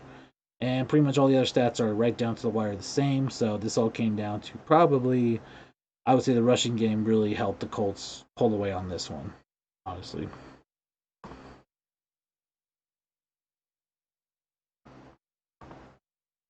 Let's see. Lose out, that's one. This No faith. Yeah, lose out, that's what. No faith. Got to get my NFL game ball when you guys are talking games. Game ball? That's awesome. Losers of the week: Steelers, Rams. Ouch. Squid's already calling the bus. Go have a Nah, bus. I gotta go Rams. Yeah. Straight up Rams. Like Steelers, we were seeing this decline. Rams were on the up. I'm gonna stay quiet. We're gonna get to that later. That's all I'm gonna Next, say right now. we will. I will say this next game is definitely makes tickle Oh, tickles makes me Chiefs so happy. tickles Chiefs fancy. Because why does it tickle your fancy, Chief? Why don't you explain? Let me tell you something. As a not New England fan living in New England, these last 20 years have sucked. Just sucked. Everywhere you go, it's fucking Brady, Patriots, we're number one, 6 fucking rings, eat a dick. The first time since 2008, the Patriots have been eliminated from playoffs. By whom other than the fucking Dolphins, who are still in it? It warms my soul. It makes my heart happy. Um, I feel like a little schoolgirl who just got her pony that she actually wanted. It's so many emotions, and I love it. I mean, he's not lying though. And especially I think this kicked the Patriots out of any playoff contention, like this game did. Mm-hmm. Yeah. They So it's are official. 100% eliminated. Cannot, even if they win out and every team in the Lost fucking somehow. AFC loses somehow, they could not make it in. And how long has it been since that happened? 2008. Or sorry, so 2007 was the last time the Patriots were not in the playoffs. 13 years ago. Yeah. 12 Oh, years of them in playoffs. 12 years of seeing the Patriots in the playoffs, and now the Dolphins came in and said, "You know what? I was I was 16. I was fucking 16. It's stupid. I mean, yeah, I was 14. You're right. I was still playing Madden, and I didn't even thought about. I mean, I was starting to think about girls, but really didn't think about girls that much yet. And Like, now, oh, going from that to disgust now, me. yeah, yeah, a little bit. Oh, and Tua, didn't really contribute that much in this one, unfortunately. I mean, he had 20 26, 145 yards, decent completion percentage, but he did throw one pick, no touchdowns. So, I mean, he got the ball downfield to a point, but wasn't really able to He score got the much. job done again. I mean, definitely not a great game passing wise. I mean, I can't even say rushing wise either. He only had 9 yards, but for He, 2 touchdowns. yeah, I was like, he did have the two touchdowns. Salvin Ahmed, though, he ran the ball really well. Him and Breda. Oh, beautiful games from them. And it was kind of wonderful just to see them really just run all over the Patriots, especially seeing how the Patriots have played and, being that running style is their new go-to. And just, I mean, kudos to Nick Folk, though. I mean, hitting 4 field goals for all of the Patriots' 12 points. Once again. Once again. This is like a second time Uh, wasting all their points. good for him. Well, definitely nominated for special teams of the week again. I mean, got to with that kind of numbers. And Oh, absolutely. like you said, though, I mean, rushing wise, Salvin Ahmed, 23 carries, 122 yards for a touchdown. Matt Breda, 12 carries, 86 yards. And Sony Michelle on the other side said, hey, I'm still here. 10 carries, 74 yards. No touchdowns, unfortunately. Like you said, none of the points happened on offense due to Nick Folk having to kick all the time. But Salvin Ahmed said, here, let me make sure that we at least get one touchdown. No, And Squid. No, Squid. The Jets have lost enough this season. They don't need it this week. And I am the biggest Jets hater. They don't need it this week. I am letting them have a week. definitely get one I'm an touchdown. honorary Jets fan this week. Where did touchdowns come from? I'm actually trying to figure that out. Oh, yeah, that's right. There it is. Mm, Tua. eh. There it is. Two from Production. Tua, Yeah, one from Ahmed. there it is. Just getting the job done. Yep. Defensively, Jerome Baker, 8 total tackles, 7 solo for 1 sack. Perez Hall on the other side, 13 total, 11 solo. And 1 interception for J.C. Jackson. And otherwise, like you said, the only thing that they could do for scoring was Nick Folk, 4 for 4 field goal percentage. Basically telling the Patriots, hey, make sure you keep me around. And the only thing that the Patriots are probably going to keep around next year. Cam's out. Yes, sir. Let's see. Jets lose the first overall pick. Yep, true. Steelers lost to the Bengals and Rams lost to the Jets. So Jets, like you said, I mean, technically speaking, they should be considered a bust this week because they won, but they lost their first overall pick. But they did get their maple bar, as I say, because they had a donut. Now it's a maple bar, so they can at least smile and say, "We're not the 0-16 Lions, okay?" Oh, But the they don't, Browns. or the Browns. But they don't get that first pick. They don't get to hear I almost forgot his name. Roger Goodell come out and go with the first pick in the 2021 draft. No, unless Jacksonville decides to have a little bit of a hiccup and win too. Yeah, no, give me an OC. We'll see what happens. I mean, what is Todd Haley still the OC in Pittsburgh? I remember he went back there as the OC in Pittsburgh. I don't think Cam's the no, he's not. No, Cam's gone after this year. Cam's either going to be Oh a yeah, back. Cam is gone. Cam's going to be either a backup or retire, quote unquote, or just retire in free agency. Like the reason why I say that is because he had this year to prove himself and he did not.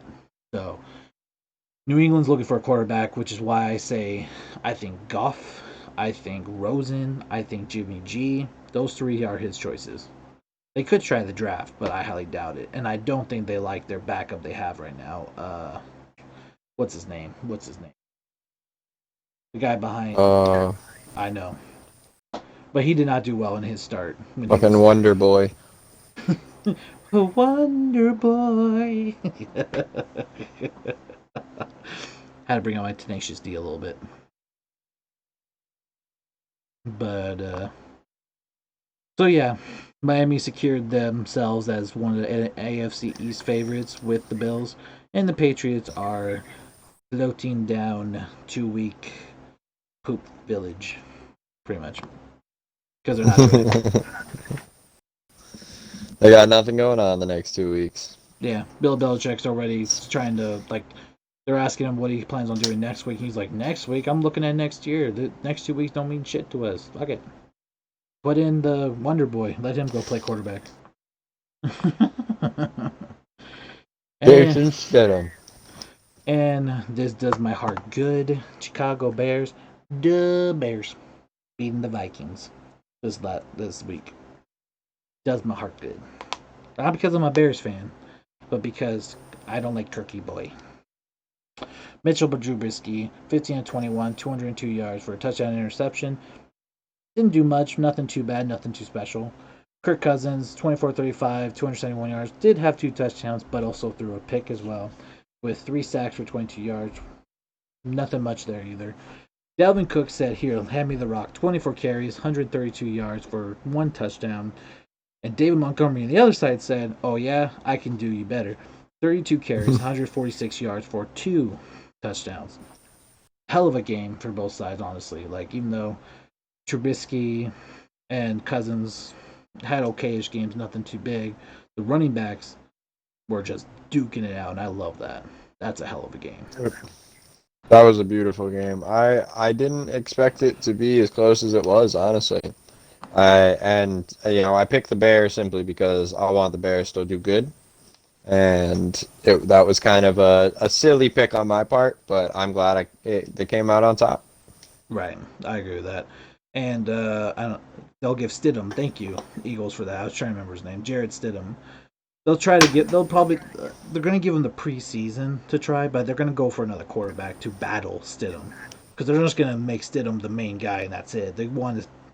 He didn't do well this year enough to do that. Let's just say, Jalen Hurts secured his starting spot. He's good. Did them? No. Oh yeah, They need to figure out who's going to be their quarterback. Um, Carson Wentz possibly. Like I said, many spots for Carson to go to. Last team that was 11-0, lost three straight was the Saints, and they won the Super Bowl. Yeah, I mean, hey, that's the thing, Squid. Rather you have them lose now in the regular season than the playoffs. So yeah, let them get through their funk very now. true. Like why not? Let them lose their like last five. Let them lose last next two games. Why not? Make them finish 11-5. Fuck it. They're in the playoffs. I'm just saying, Chief. I saw. I'm just saying. Like, I mean, why not? Let them lose. Let them come into playoffs. Like, okay, y'all lost your last five games. How do you feel? Not good. Good. Get in the playoffs. Fucking kick some Okay, ass. you're good. Yeah. Carson Wentz, Rex Burkhead, and Gunnar Olszewski is the next big three. Who the hell's Gunnar Olszewski? Is that like a tight end? Wide receiver? Sorry, I don't mean to be like all like, who the hell is he? But I haven't heard his name before. I'm sorry. All of a sudden, the Bears pulled no offense out of their buttholes. That's true. Hey, you know what? Trubisky had to find it somewhere. I mean, he just looked up his butthole and said, "Oh, hey, there's a quarterback in there." Okay, so Kirk Cousins looked up his butthole and lost his brother, and so now he played like shit. I had to do it. Sorry, Kirk. And then that's the other thing. Justin Jefferson, going back to that real quick while you're looking it up, um, had 8 catches for 104 yards, but he was definitely not happy with his quarterback.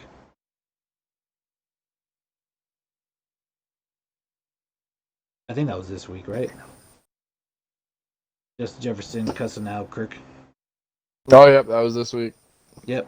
Justin Jefferson, apparently, while mic'd up and they were listening to him, said explicit Kirk. And by explicit, I mean fuck. They definitely were not happy. He was definitely not happy with his quarterback this week. And honestly, I don't blame him. Because, like I said, Kirk is pretty much has a split personality where he's either Kirk throwing interceptions or Burke, his, like I said, other side, throwing touchdowns. He just cannot just be consistent enough throughout the year. It's ridiculous.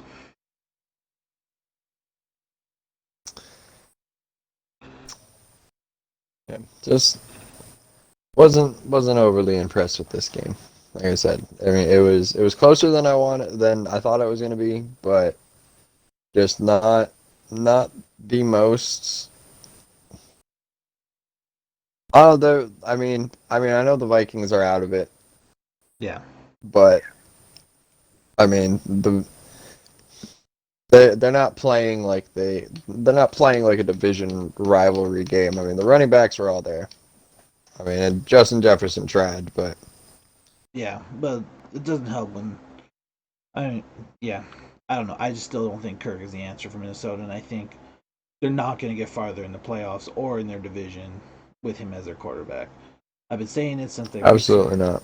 I'm still shocked they even re-signed him after that mega 3 year deal he got, all guaranteed money. I didn't think they were going to re-sign him after that, and they did. Whatever. Some slot receiver for the Pats. Okay, so that's who Olszewski is. Got it. I don't think you're gonna get the bye, Squid. Honestly, the Chiefs have that on lockdown. There's like no way the Steelers are gonna get that bye, unfortunately. Ravens are gonna squeak in and kick ass the playoffs, probably, possibly. I mean, Lamar needs to play differently. Honestly, I think that's the biggest thing for them is, because they have a good running back with J.K. Dobbins. I think he's a good running back. They have decent receivers. I know Chiefs kind of the main Raven guy here, but their defense is stacked too. It's just that their offense, Lamar's still doing like a 60-40 running back quarterback split where he's playing more running back than quarterback. And right now, they need more quarterback. Our offense is very lackluster. Right. I am here in spirit, but not in video for a second. Okay. No problem. But as their fan, though, I mean, or as a, you've seen the Ravens this year mostly. Like, do you feel like Lamar, like, where do you think they should, like, where, trying how to say it. Is there a blame for Lamar, or is it more just in general offense?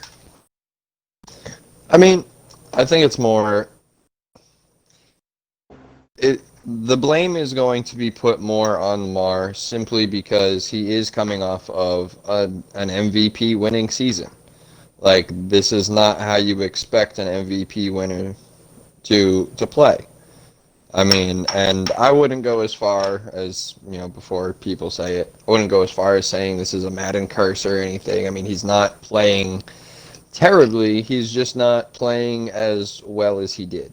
And, maybe it's because we lost Yonda. Maybe it's because, they didn't have a preseason to work on things the way they normally do. But I think it is a little bit of collective team as well.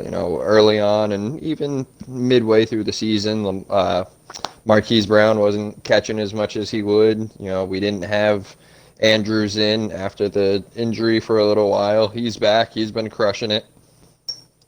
So, yeah, I mean, I think it's definitely an offense as a whole, but looked more on Lamar because he is, the captain. He is the one that is supposed to be leading that team, especially after the MVP season.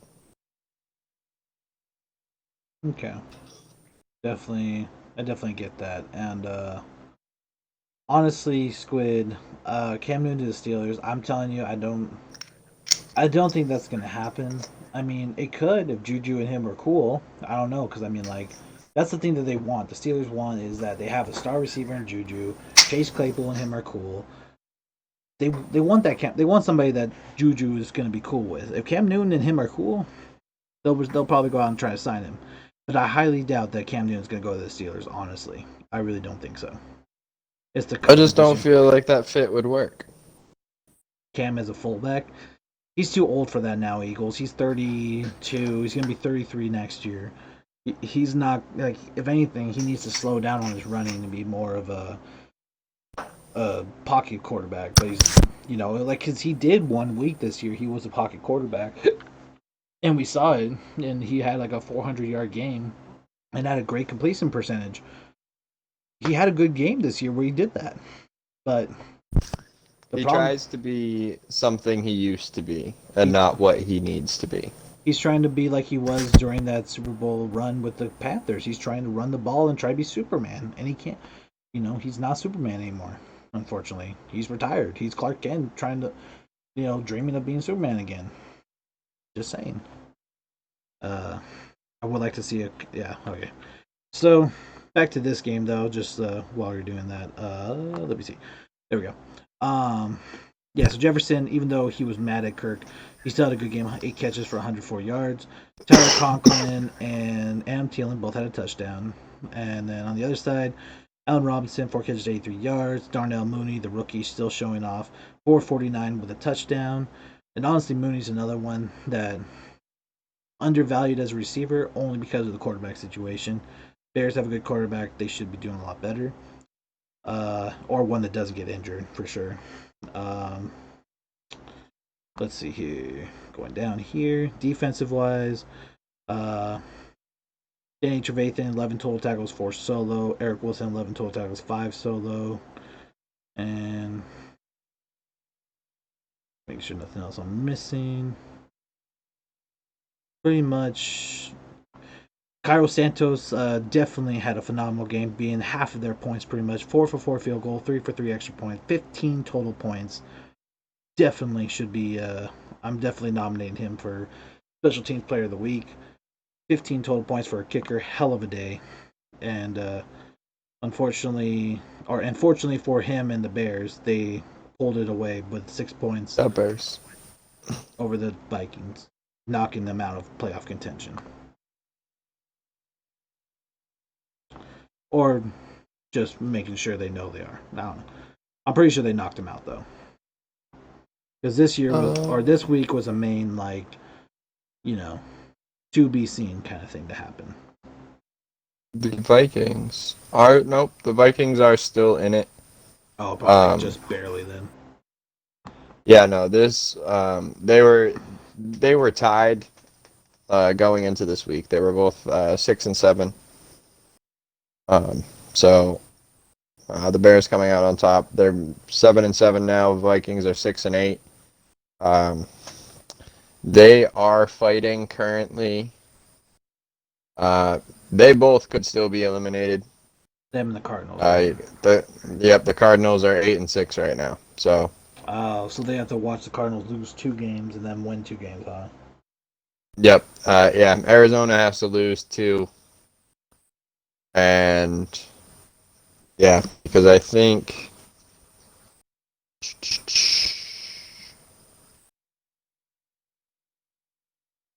yeah, and if it goes by point differential, uh, Cardinals have a much better differential. Yeah. The Cardinals definitely, I think, are going to win their next one, though. I think Vikings are going to make it in.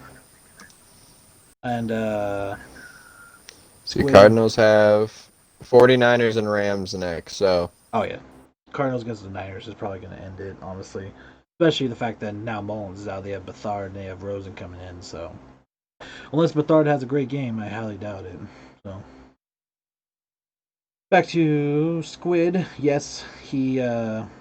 Yeah, I totally know. I know you, man. 60K. And yeah, Big Ben. He's. I think that he's done after this year. But he could still be hungry. Maybe he decides to come back next year. You never know. I think that he's gone. I think he's done after this year just because I think he's the way he's been playing. Like we saw it earlier this year, like week 2 and 3, he just looks sore. He looks beat up.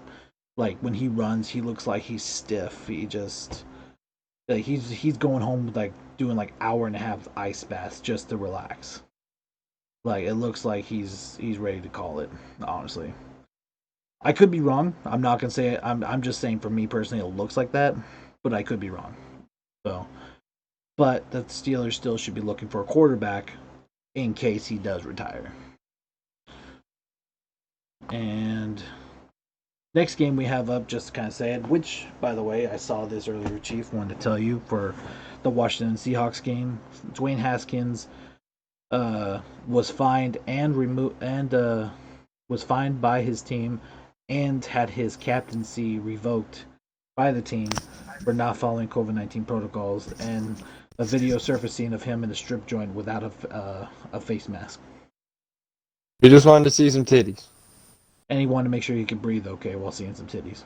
And I think, and yeah, no, that is a big thing, and I think that I I they haven't really said anything, which I mean, I guess it's okay, but like it should be very well like clear. It's like they're not punishing him for going to a strip club. They're punishing him for not following Not COVID having a mask on. protocols. Yeah, like Right. not having a mask on. No, Like and I that mean, the, even being there, I the don't strip think club I think he's was just a supposed to thing. do right now.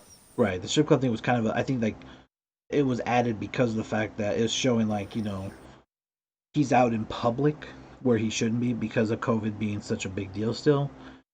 But also the Yes. fact that he had no face mask was like the extra nail in the coffin.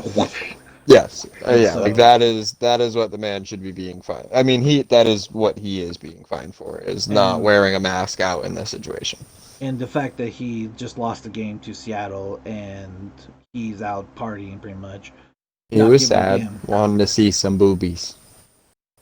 When you're Still, sad, don't you want to see some boobies too? absolutely, I want to see some boobies even when I'm in the best time of my life. Okay, There is let's just put never it a this way: wrong time to see boobies. there's You are never a wrong correct. time. Like you could be just like waking up, having a cup of coffee, eating some good breakfast, just having the best day of your life, and some titties pop up. It Sipping, just got sipping, better. sipping your Okay, coffee. Open your windows. It's right in your there's face. your Perfect. hot neighbor with her tits out. It's just fantastic.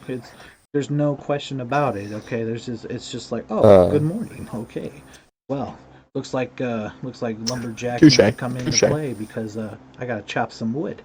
Anyway, so now we're back to this. Not talking about boobies anymore. Football. uh, Anyway, Dwayne, put your mask on.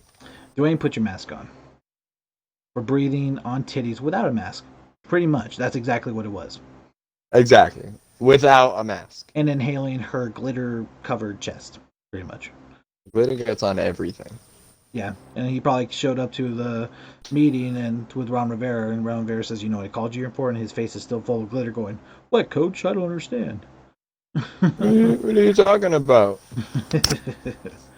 um, so he is planning to play one more. Okay, then Squid. Yeah, that makes sense. So I mean, hey, then good. You guys have a year to at least get a quarterback like the Packers are with Jordan Love and develop him because Mason Rudolph needs to fuck right off. He's not gonna do anything for the Steelers. I'm sorry. Like the dude, like pretty much like he should be on a practice squad right now because of how bad he is. Just saying. Josh Rosen would be a better choice than that kid right now. So, Yes. um, but yeah, so Haskins, like I said, revoked of his captaincy as well because of how it looked and everything. So he's not a captain on the team anymore, etc. So back to the game though, Haskins did not do bad though. 38-55, 295 yards with the touchdowns, but he did throw two picks, and arguably for him, he did get four sacks for 26 yards. So his offensive line kind of booty cheeks. Just saying. So on the other Yeah. side though, surprisingly, the Seahawks O line was not doing too much to Wilson, or Wilson was just running around his ass off. No sacks on him. 18-27, 121 yards for a touchdown interception. And rushing wise, they had Chris Carson, 15 carries, 63 yards. Carlos Hyde, 2 carries, 55 yards for a touchdown, with a long run being 50 yards. Excuse me. He had a 50-yard rush that went all the way for the end zone, pretty much. Russell Wilson, 6 carries, 52 yards. And, yeah, pretty much. I still say the Seahawks rushing game needs to be worked on a little bit more, but mostly it's the O line. We need to figure out what's going on there. Uh, Hey, you got Carlos Hyde putting in the work. yep. And Logan Thomas was their main target for the Washington football team with Terry McLaurin. 13 catches, 101 yards for Thomas, and 7 catches for 77 yards for McLaurin. J.D. McKissick, 9 catches, 56 yards. And on the other side, DK Metcalf, 5 catches, 43 yards, 434 for Tyler Lockett. Hollister with the 1 touchdown on 2 catches.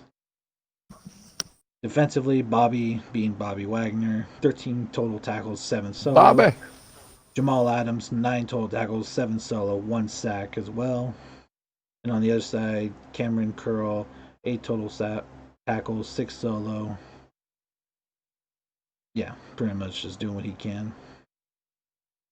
Interceptions, Darren Payne, the defensive tackle, getting a pick on Wilson. Well done. DJ Reed and Shaquille Griffin on the other side for Seattle. And field goal wise, Hopkins made a field goal, couldn't hit an extra point, and Myers went perfect.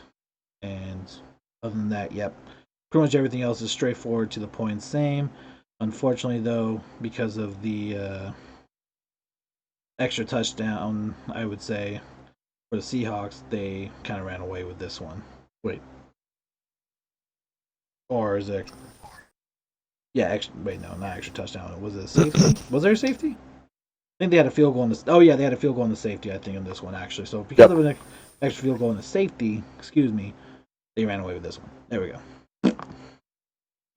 Can't even You talk. want to talk about a runaway? Uh oh. Glitter COVID. Yeah, pretty much there, Squid. And then that you want Dobbs? that Ravens Jacksonville game. What a runaway by my Mm-hmm. boys in purple. Which one's Dobbs? Do you mean though, Squid? I want to know which one's Dobbs that you're talking about. And then OBJ. I don't know if he's staying in Cleveland. We'll see what happens there. I know he's injured right now, but I know he hasn't been happy with the way the Browns have been using him. So That would be interesting. um, okay. And yeah, here you go. There, yeah. Go ahead, Chief. This is your team here. I mean, hello, 40 points to 14. I mean, Jacksonville had a close game. I'm just saying. Oh yeah, real close. I mean, Lamar looking beautiful out there. 17 for 22, 243 yards, 3 touchdowns, an interception, but hey, I'll give it to you. Still 133 rating on the day. Not bad. 73 quarterback rating. where you have Minshew on the other side. I will give Minshew. I am a hater of the mullet at this point, but I will give Minshew credit where credit is due. That's right, you will. He went 22 for 29, 226 yards, two touchdowns. Now, granted, he was sacked 5 times, but he also had two former teammates just staring down a suckle waiting for him. True. Yeah. Plays Campbell and Yannick Ngakwe, right? Mm-hmm. And also, unfortunately, Ngakwe, 2 sacks on the day. oof. And unfortunately, I mean, just to kind of throw it in there, the Jacksonville rushing only 62 yards on the day, whereas Dobbins said, "Hey, that's cute. I can do that too." Uh, 64 yards and a touchdown on 14 carries. Lamar Jackson, 35 yards and a touchdown. Gus Edwards, going 42 yards, helping us get downfield. On the receiving end, Marquise Brown, no touchdowns this week, but hey, 6 receptions on 7 targets for almost 100 yards. That's a productive week. I will take it. Mark Andrews back in action, 66 yards and a touchdown. Well, on the other side, DJ Clark, 4 receptions for 53 yards. Tyler, Effort, Yeah, Eifert. 3 receptions for 51 yards. Throwing the ball around to everyone. When you got and James Robinson with the touchdown as well as Chris Conley. Fumbles. Oh boy. Minshew and Rosas both fumbling. Minshew losing that fumble. I believe that one was to Derek Wolfe, yeah. For Derek Wolfe. And just fumbles. Lamar Jackson going back to looking like, last year's Madden Lamar. Yeah. 2 fumbles. J.K. Dobbins fumble. It was terrible. Yeah, total of 4 fumbles on a day for the Ravens, all recovered by the Ravens, but still, they all had that buttered popcorn. It was wild. And on the defense side, it was a fun day for the Ravens. Phew. Marlon Humphrey, 7 tackles, 6 solo. Patrick Queen, 4 solo, 1 sack, 3 tackles for losses, 2 quarterback hits. You got Yannick Ngakwe with 3 total tackles, 3 solo, 2 of them being sacks. You got Derek Wolfe and Matthew Judon, both with sacks. Judon got the safety for the Ravens early in the first quarter. And it was just a bloodbath from there. Lamar Jackson even with a tackle on the day. And, yeah, that's actually Lamar Jackson with a tackle. There you go. Probably on that pick he threw, honestly. Yes. Yeah, Benji, I shade because I have a job coming up. Like, I start next Tuesday, and there's a no facial hair policy. So, unfortunately, I need to make money, and I need to shave my hair to do so. So, here comes Babyface. Babyface. Babyface. Action from the crib. Anyway, and on the other side, though, for the defense that you're saying, Joe Schobert, Jared Wilson, Miles Jack, all 10 total tackles, 10 solo for Jared Wilson. Did what they could, but Yannick Ngakoue, like you said, got in the face of Mr. Herbert, or Herbert, uh, Minshew, wrong quarterback. Same young guy, different guy. And did Campbell get after him at all? Clayus Campbell? Doesn't look like he did. Doesn't look like he did anything this game, actually.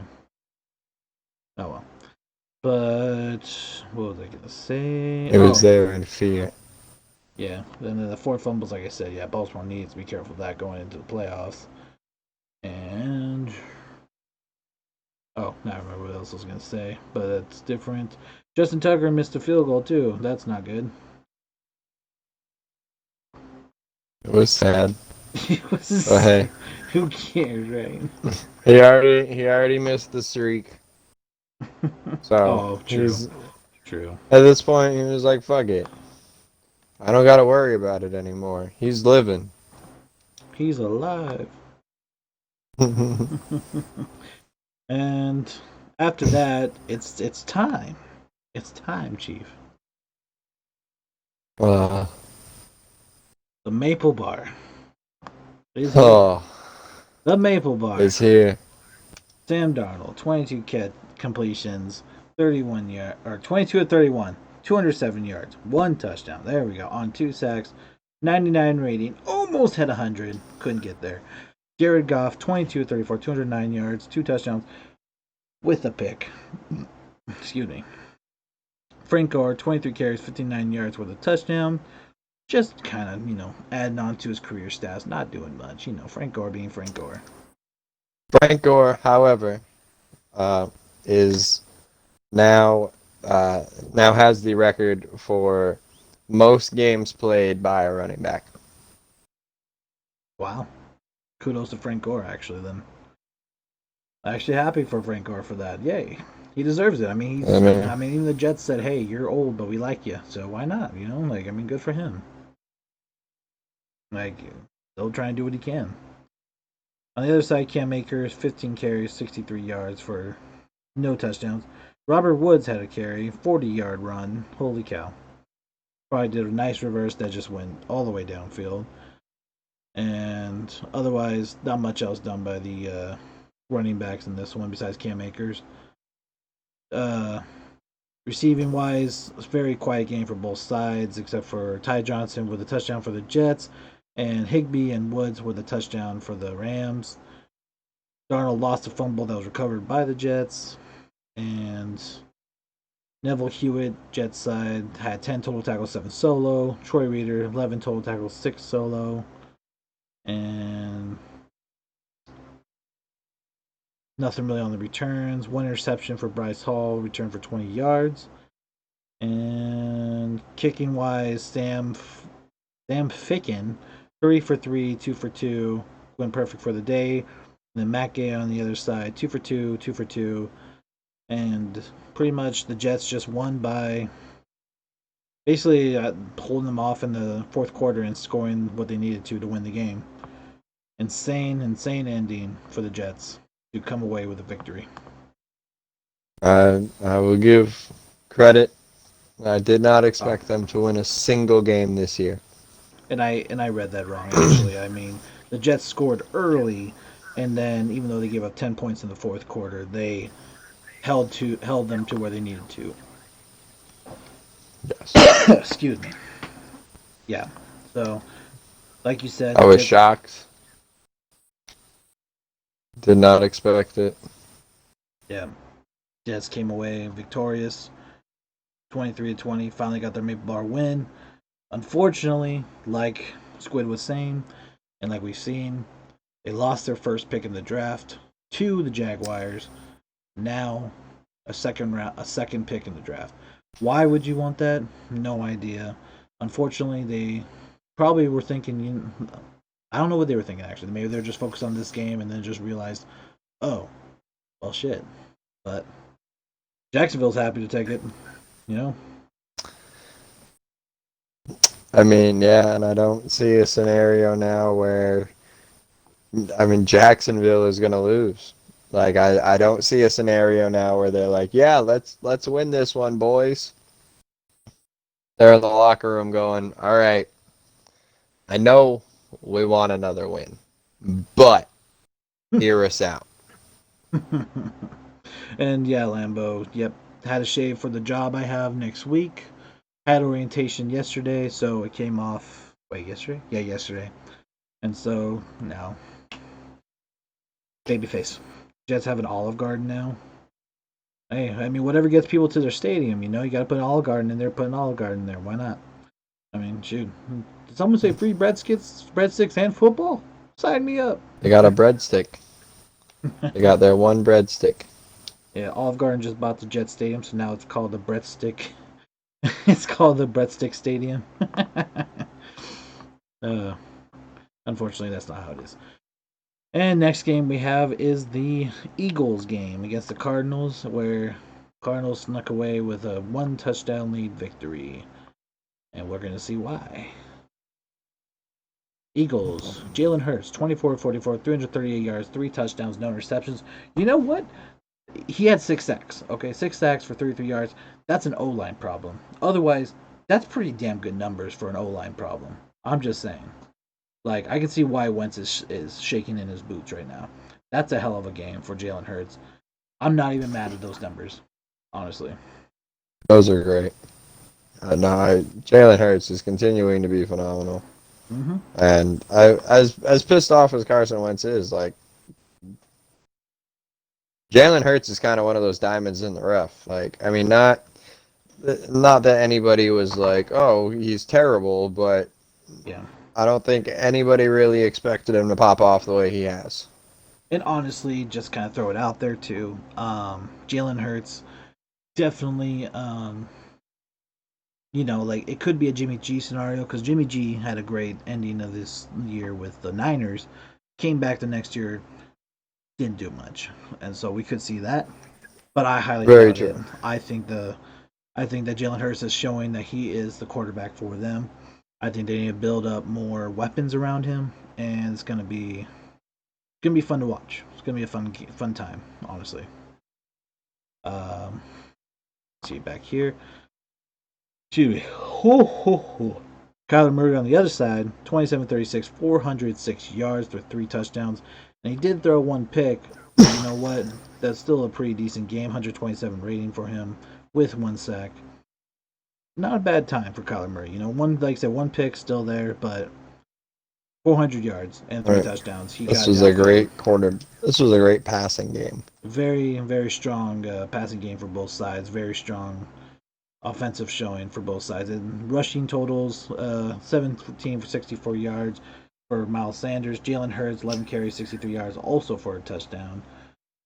Whereas the other side, Chase Edmonds, 11 for 47, and Kyler Murray, 8 for 29 for the touchdown. Basically, both quarterbacks really duking it out here with three touchdowns passing and one rushing touchdown for both. Basically, it was all quarterback, like Kyler Murray versus Jalen Hurts, which always leads to a good game.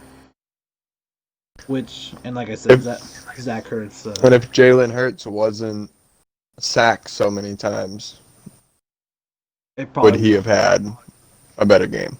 it probably would have been. I feel like it would have went to overtime, or Eagles would have snuck away with like a field goal victory. I feel like,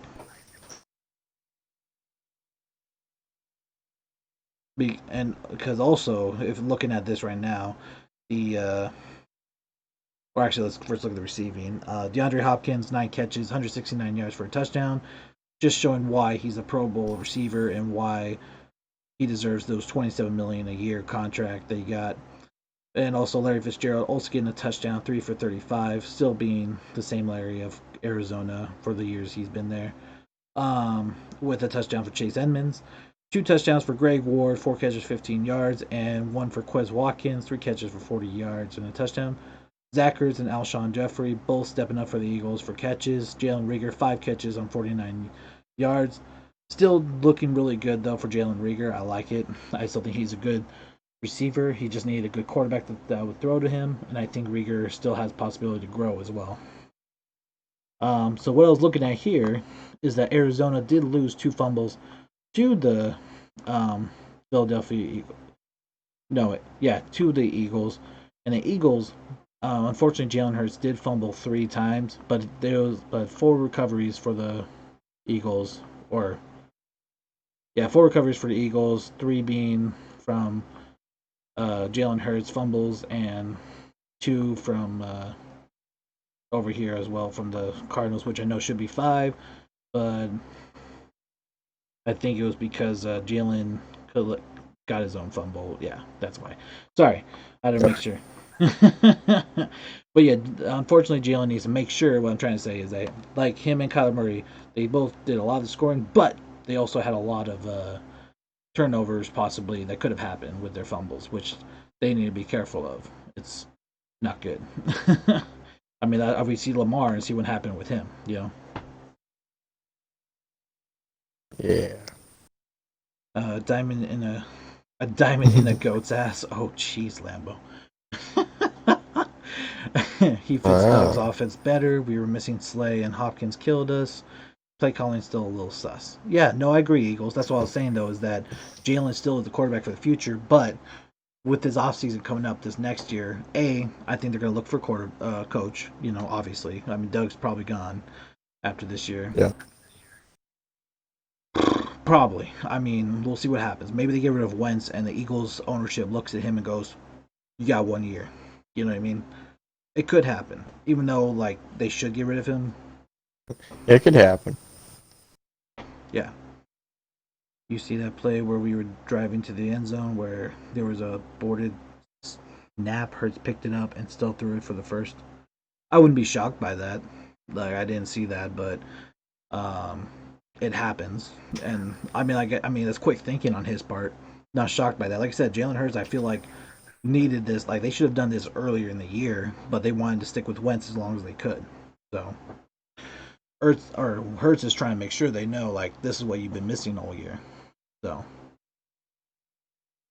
this is a huge off season. I don't want us in 3 years running Hurts out of town.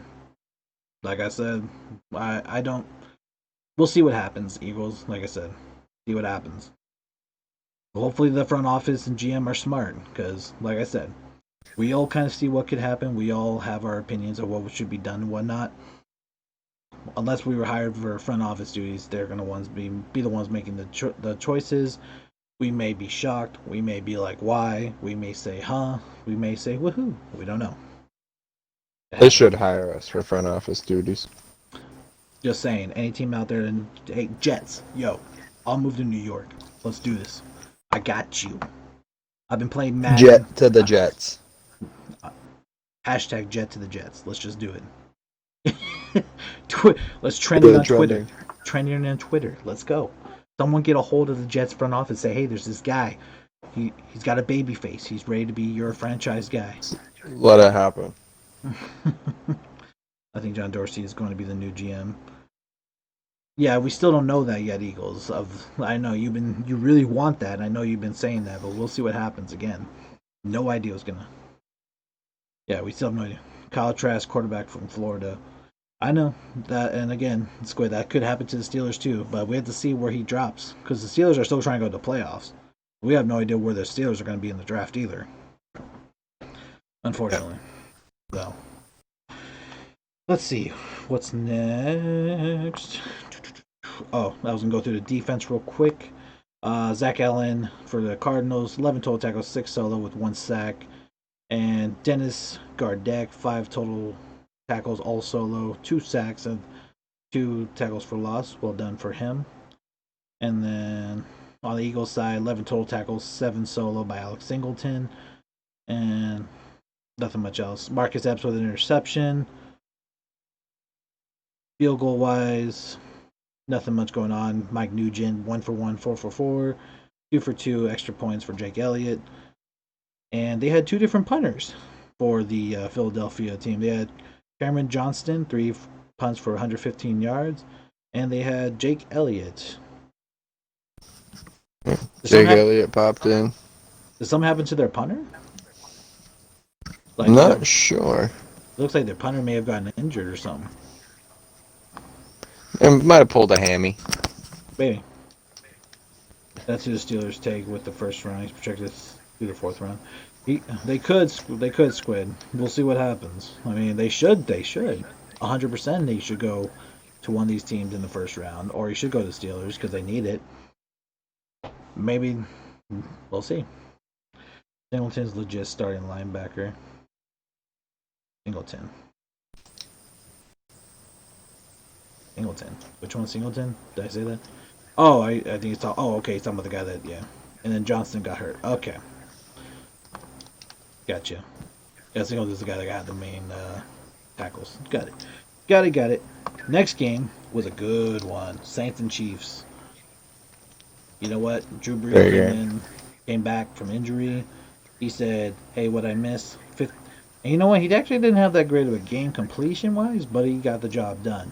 15 of 34, 233 yards, so he didn't miss a lot of his targets.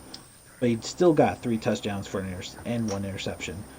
Whereas Mahomes on the other side, 26 47, 254 yards, 3 touchdowns, with 4 sacks on him, though, which I'm not shocked by it because New Orleans has one of the best defensive lines in the NFL right now. Yes, absolutely. It is.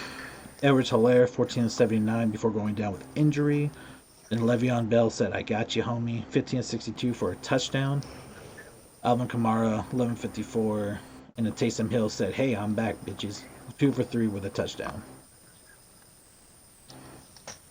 And your boy, Kelsey, 8 catches, 68 yards for a touchdown there, Chief. Oh, Kelsey is back in full effect. And of course, then the other two names are pretty much like we expected. Tyreek Hill. Sammy Watkins and Tyreek Hill. Mm-hmm. 6 catches, 53 yards for a touchdown for Tyreek. And McCall Harbin, 3 catches, 22 yards for a touchdown. Although he was 3 for 9 on his targets. So I'm not sure if it was because he was missing routes or if Mahomes was just missing him. But yeah, definitely not something you want to experience, if you will. Oh, absolutely not. Over on the other side, you have New Orleans with Sanders, 4 catches, 76 yards. Alvin Kamara, 3 catches, 40 yards for a touchdown. And what a hell of a name. Lil Jordan Humphrey, 2 for 29 for a touchdown. Name is Old literally Jordan. Lil Jordan, little apostrophe Jordan. That's a hell of a name. I feel bad though. Latavius Murray, two I like catches it. for 26 yards and a touchdown as well. Mahomes fumbled twice as well as Marcus Robinson. Mahomes lost one of the fumbles as well, and Quan Alexander, newly acquired from the Niners, said, "Hey, welcome. What's up, boys? Got the recovery." I got it. Give me the ball, coach. Mario Davis, 15 total tackles, 6 solo. Malcolm Jackson, 13 total tackles, 10 solo. Trey Hendrickson, 2 tackles, both solo, both sacks, with 5 quarterback hits, making his presence known against Mahomes.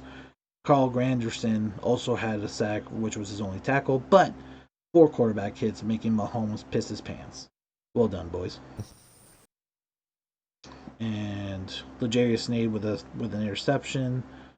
Uh, Field goal wise, Will Lutz with the extra points, all perfect. Harrison Butker, 1 for 1, 3 for 3. And yeah, pretty much everything else is pretty much down to the wire the same. Only thing that's different is the pretty much the one field goal that Harrison Butker kicked to win the game, or quote unquote win the game, I should say.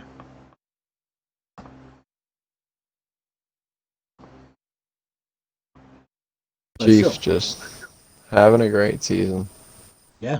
And honestly, the Saints didn't do too bad. I mean, they should have had what's his name do a lot more. Drew Brees. I mean, he definitely was slacking off this game. I mean, like I said, the completion percentage was not there, but he still had a good game with the 3 touchdowns. Next up, we have the Browns against the Giants, and Baker's been looking good these last few weeks. I gotta give it to him. Like the whole season, he's been just low numbers, low stats, not doing much for his team, etc. 27-32, 297 yards, 2 touchdowns. Hell of a game. Great game for him this week, honestly. Like playing like a quarterback should. I'm giving it to him. Excuse me. And on the other side, we have Colt McCoy still in for the Giants. And you know what? 19-31, 221 yards. Colt McCoy has been playing, I think, even though he didn't get touchdown or receptions, I still like him over Daniel Jones as a quarterback right now. I feel like Daniel Jones has not been producing at all, honestly. Yeah, not the way that he should. Nope. Nick Chubb had a quiet He's game, but still a touchdown, 15 carries, 50 yards for a touchdown. Sorry, go ahead. Oh no, you're good.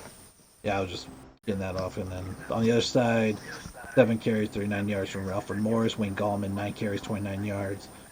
Just not much on the rushing game for either side, except for the 1 touchdown for Nick Chubb.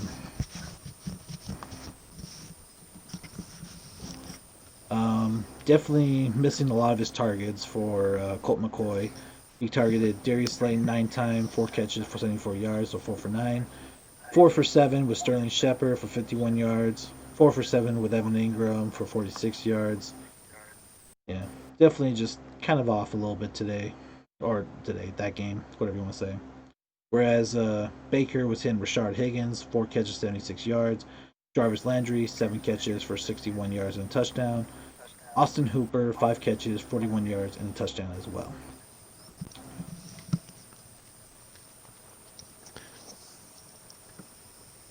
And Blake Martinez and Carl Joseph each with 10 total tackles, 8 solo for Joseph, 5 for Blake Martinez. And pretty much everything else is right down the wire. 2 field goals for Graham Gano being the only points for the Giants, and 2 for 3 on extra points for Cody Parkey. And otherwise, I mean, it was all Baker Mayfield in this one. That's all I gotta say.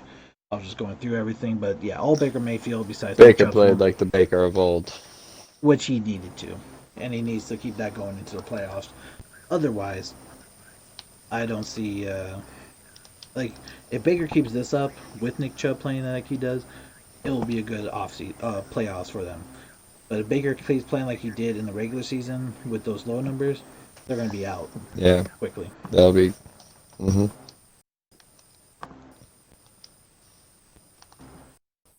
Let's see here.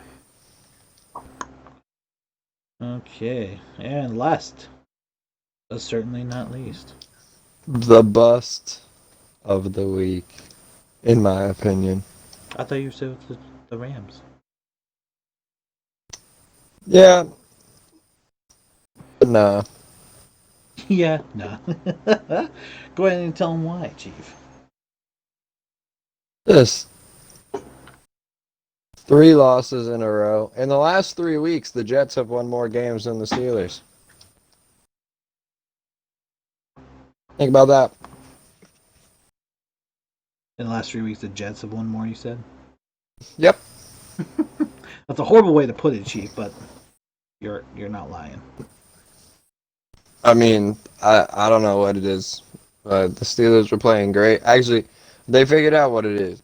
Is fucking Juju went on the beat Juju on the caused the fucking voodoo. logos. Juju caused the voodoo. And yeah, I mean, Ben, first numbers look great. 20 for 38. All right, he produced something. 170 yards. The fuck is that? Yeah, I mean, it's better than Ryan Finley's 89 on on 13 attempts. 7 of 13. Yep.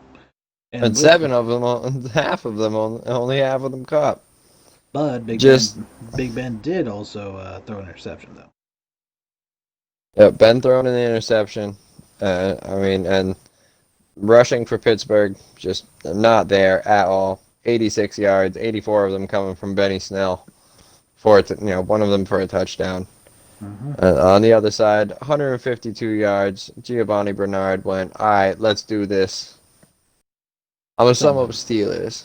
Defense didn't play until the second half. Watt kept playing running back over the quarterback. Kept playing running back over the quarterback. The wide receiver core being young hurts us with inexperience and serious injuries on the defensive side of the ball with Bud and Devin Bush. Well, let's see down here with Bud and Devin Bush.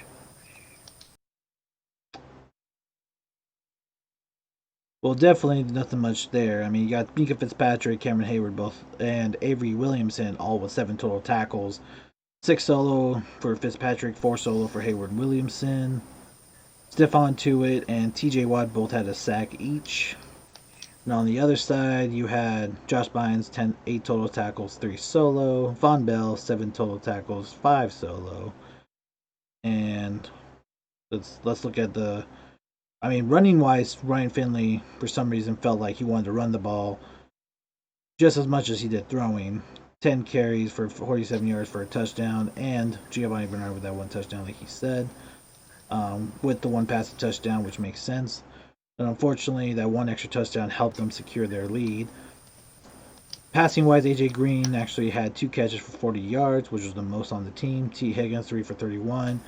Giovanni Bernard also caught a touchdown, 1 for 14 with a touchdown.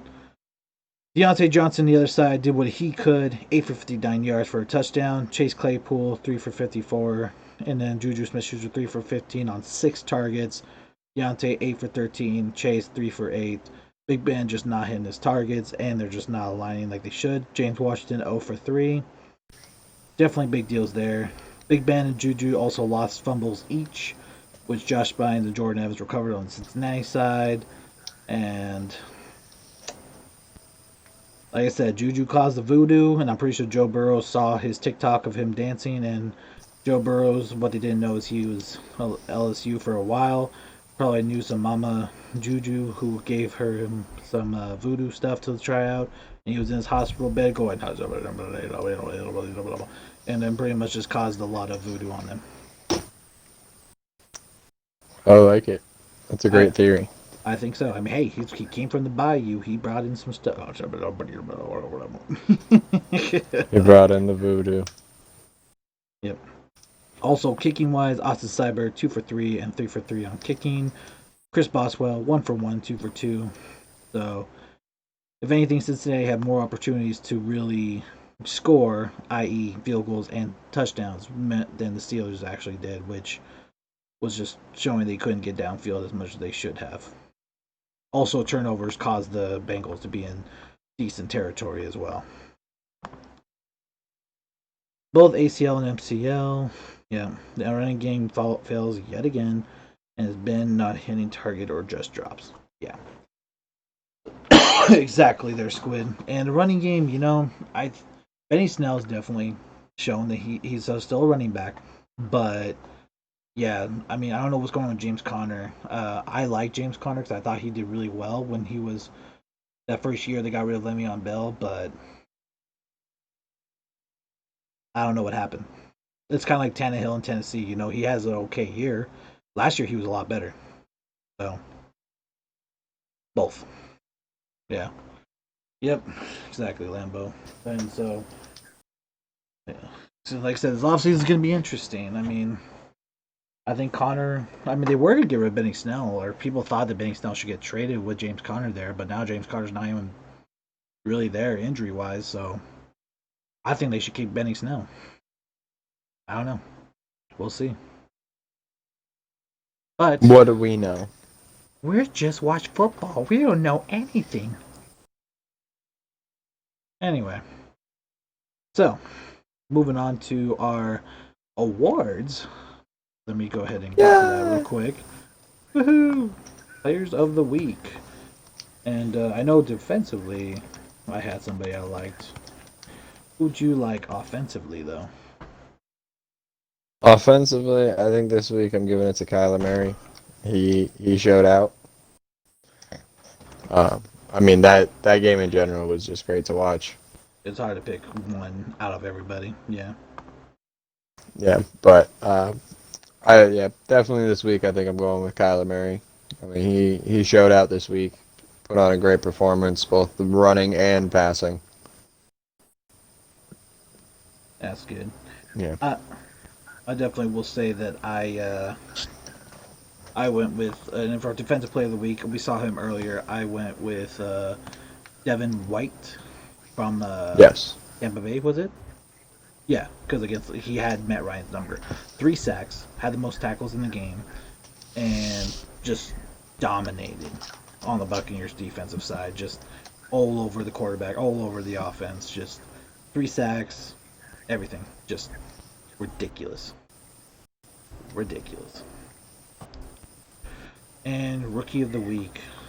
Who do you have for this? I, you know, actually, go ahead. I have no idea. Honestly, rookie of the week, I'm gonna have to go with Herbert again. I, He's just proven his consistency. He looks great. He's definitely the quarterback of the future for the Chargers. I was actually already typing his name when you said that, and I'm actually glad you said that because I agree. I mean, he led the team to victory over the Raiders, the division rivalry, and had a good game doing it. No interceptions, 2 touchdowns. Did really well. Then actually, I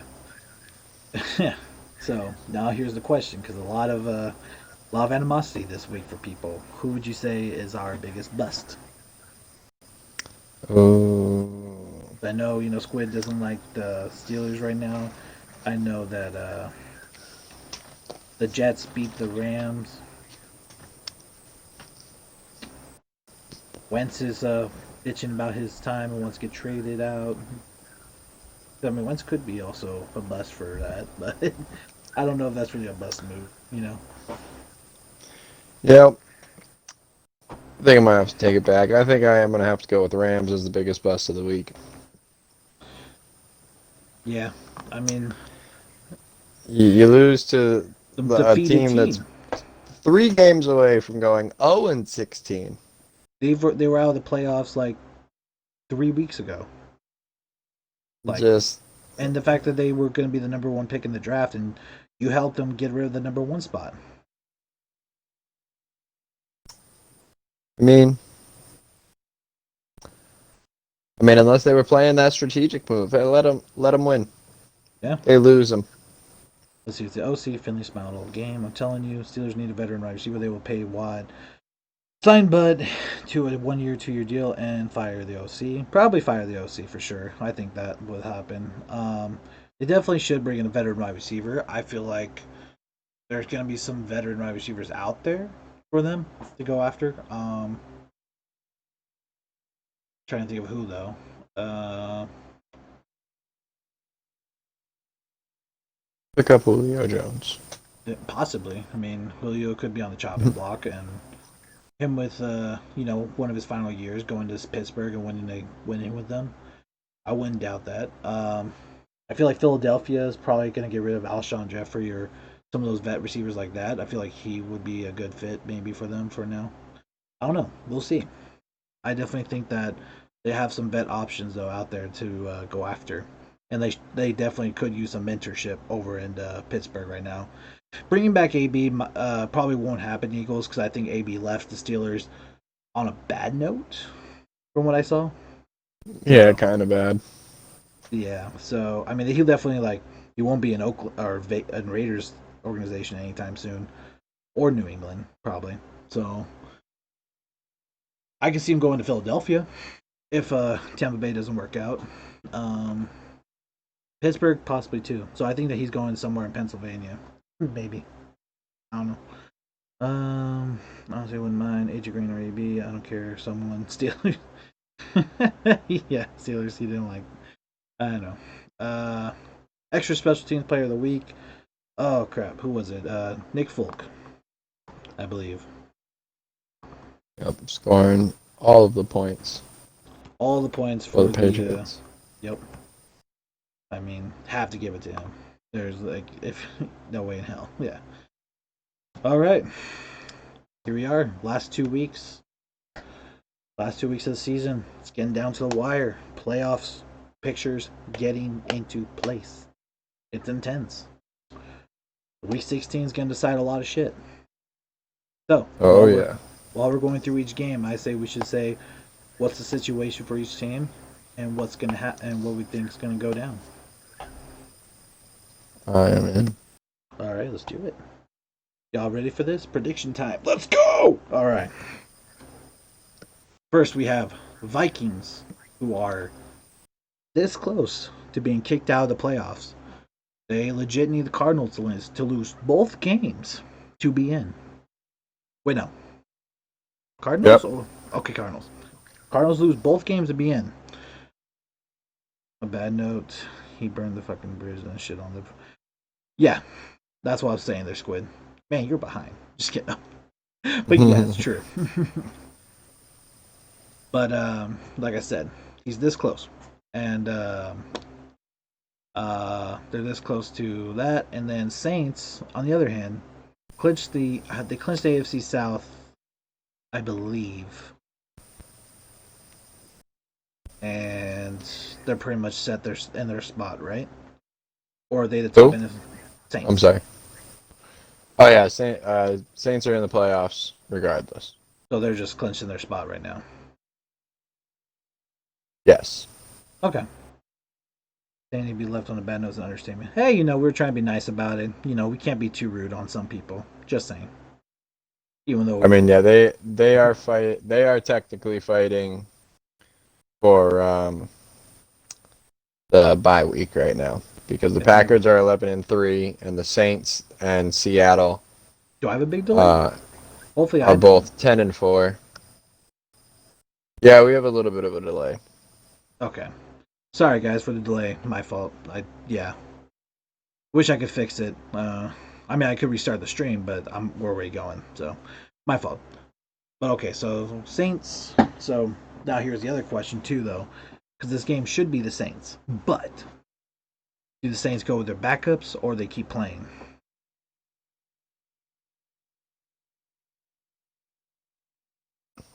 I mean,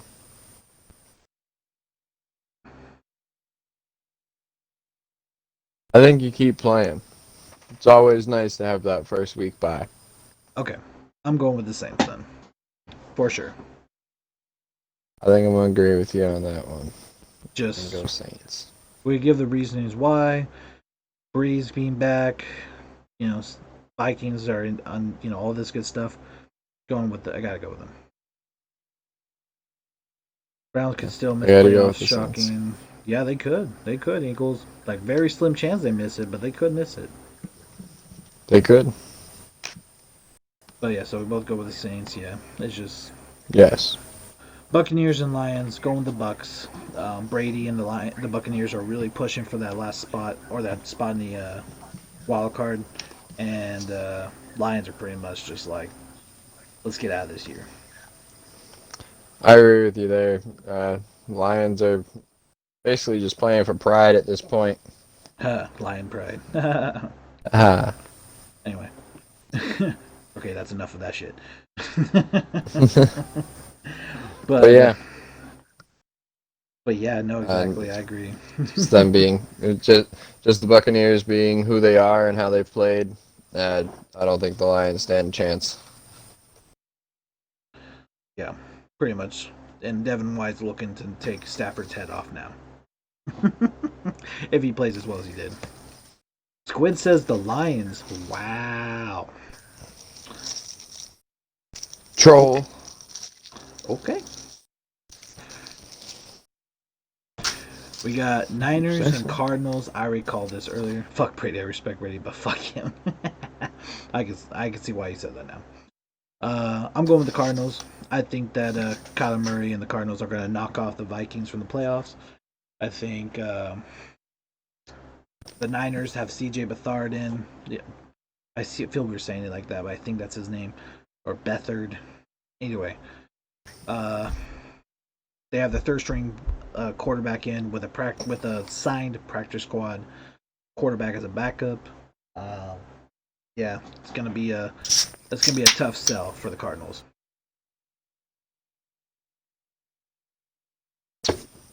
Yeah, I'm definitely going Cardinals on this one. or tough sell for the Niners to win. Sorry, Cardinals win. Mm. That's what I mean to say. But yeah, Cardinals gonna win. Yeah, Cardinals as well. They're still in the fighting. They're still in fighting slots right now. They're hungry, whereas the Niners are just kind of Um, like, you know, the Niners are eliminated. It is an NFC West rivalry game, but I mean, mm, yeah, if anything, the Niners are just trying to have they're trying to prepare for their going away party for Robert Saleh for when he goes and becomes a head coach somewhere. You know what? The thing is, though, Lambo Rosen can't play until next week though, because he has to go through protocol and shit like that. So unfortunately, he could come in and try to play starting quarterback for the Niners this week. He's probably not going to play till their last week in week 17. Unfortunately. Uh, Next up we got Miami versus Las Vegas. Let's go Tua. let's go Tua, baby. Yeah, I mean Miami's looking good. Las Vegas pooping. They're pooping. Let's just put it as is. And it wouldn't be a prediction It is without a still little bit of a hammer time. oh So we're dropping that hammer on the Dolphins. biased hammer. Not a biased hammer. The Dolphins are fighting hard this year. And Dolphins are in a legitimate spot where they can actually make the playoffs and go on a little bit of a run. I don't see them winning, especially when you have to beat out the Kansas City Chiefs for that Super Bowl spot. no, But they are in they're gonna, fighting but contention they right are now. definitely happy with their team this year. Absolutely. And I And think they see that they can only really go up from here. in the words of Squid, easy claps. And yeah, I agree, Lambo. It is stupid the protocol, but we're still in that COVID stage. That's why.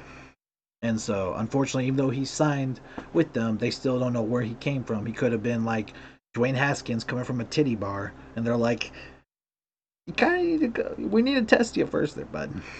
So, and besides, he just signed like recently, and he still has to go through like their playbooks and stuff, so he has no idea how they play. So, I mean, for him to start would be kind of crazy.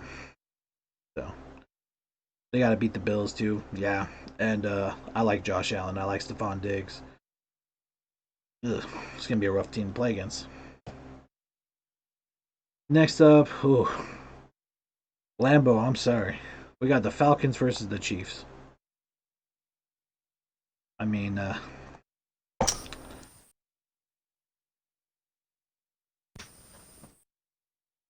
hold on before you drop that hammer. No, no, no, no, no, no, no, no, no. Do Kansas City play their starters? Ooh. You see, probably not. Okay, so that actually is true. So Kansas City might not play Mahomes. Might not. I mean, Le'Veon Bell's gonna play probably. Uh, I still see them winning. you still see him winning, but not a I hammer do. win. Not a hammer win. Yeah, because I know if it was Mahomes and them, yeah, then drop that thing. But see, Lambo, I would say ups. I would, or I agree. I think if the Falcons are playing backups, Falcons are going to have the advantage in this one. I think Falcons win it. If the Chiefs have all their starters play, Chiefs are going to win it. That's the only thing that sucks. So Yes. I can't just call either or and to be like, okay, Chief, you know, yeah, no. Well, yeah. So Todd Gurley and the Matt Ryan, them, yeah. So I'm gonna go with the. I'm calling Falcons on this one. I'm gonna say Falcons. Just because, like I said, backups are in. I'm going to say Matt Ryan's going to have a fun time. I'm going to say Todd Gurley's going to run the somewhat. He's not going to run all the way, but he's going to run some. Uh, but yeah, I think the Falcons are going to get like an easy, like almost like a practice or a preseason win kind of thing in this because they're playing against the backups. Okay. Can We'll see what respect happens that. though. Like even if Mahomes and them go in and I don't know about it, I'm still like I gotta stick with the Falcons because I already made that choice. So oh well, He's sticking with it. I gotta stick with it. Todd is the backup. Who's the starting running back? Who's starting in Atlanta then? Ito Smith. Oh, send Todd to Pittsburgh.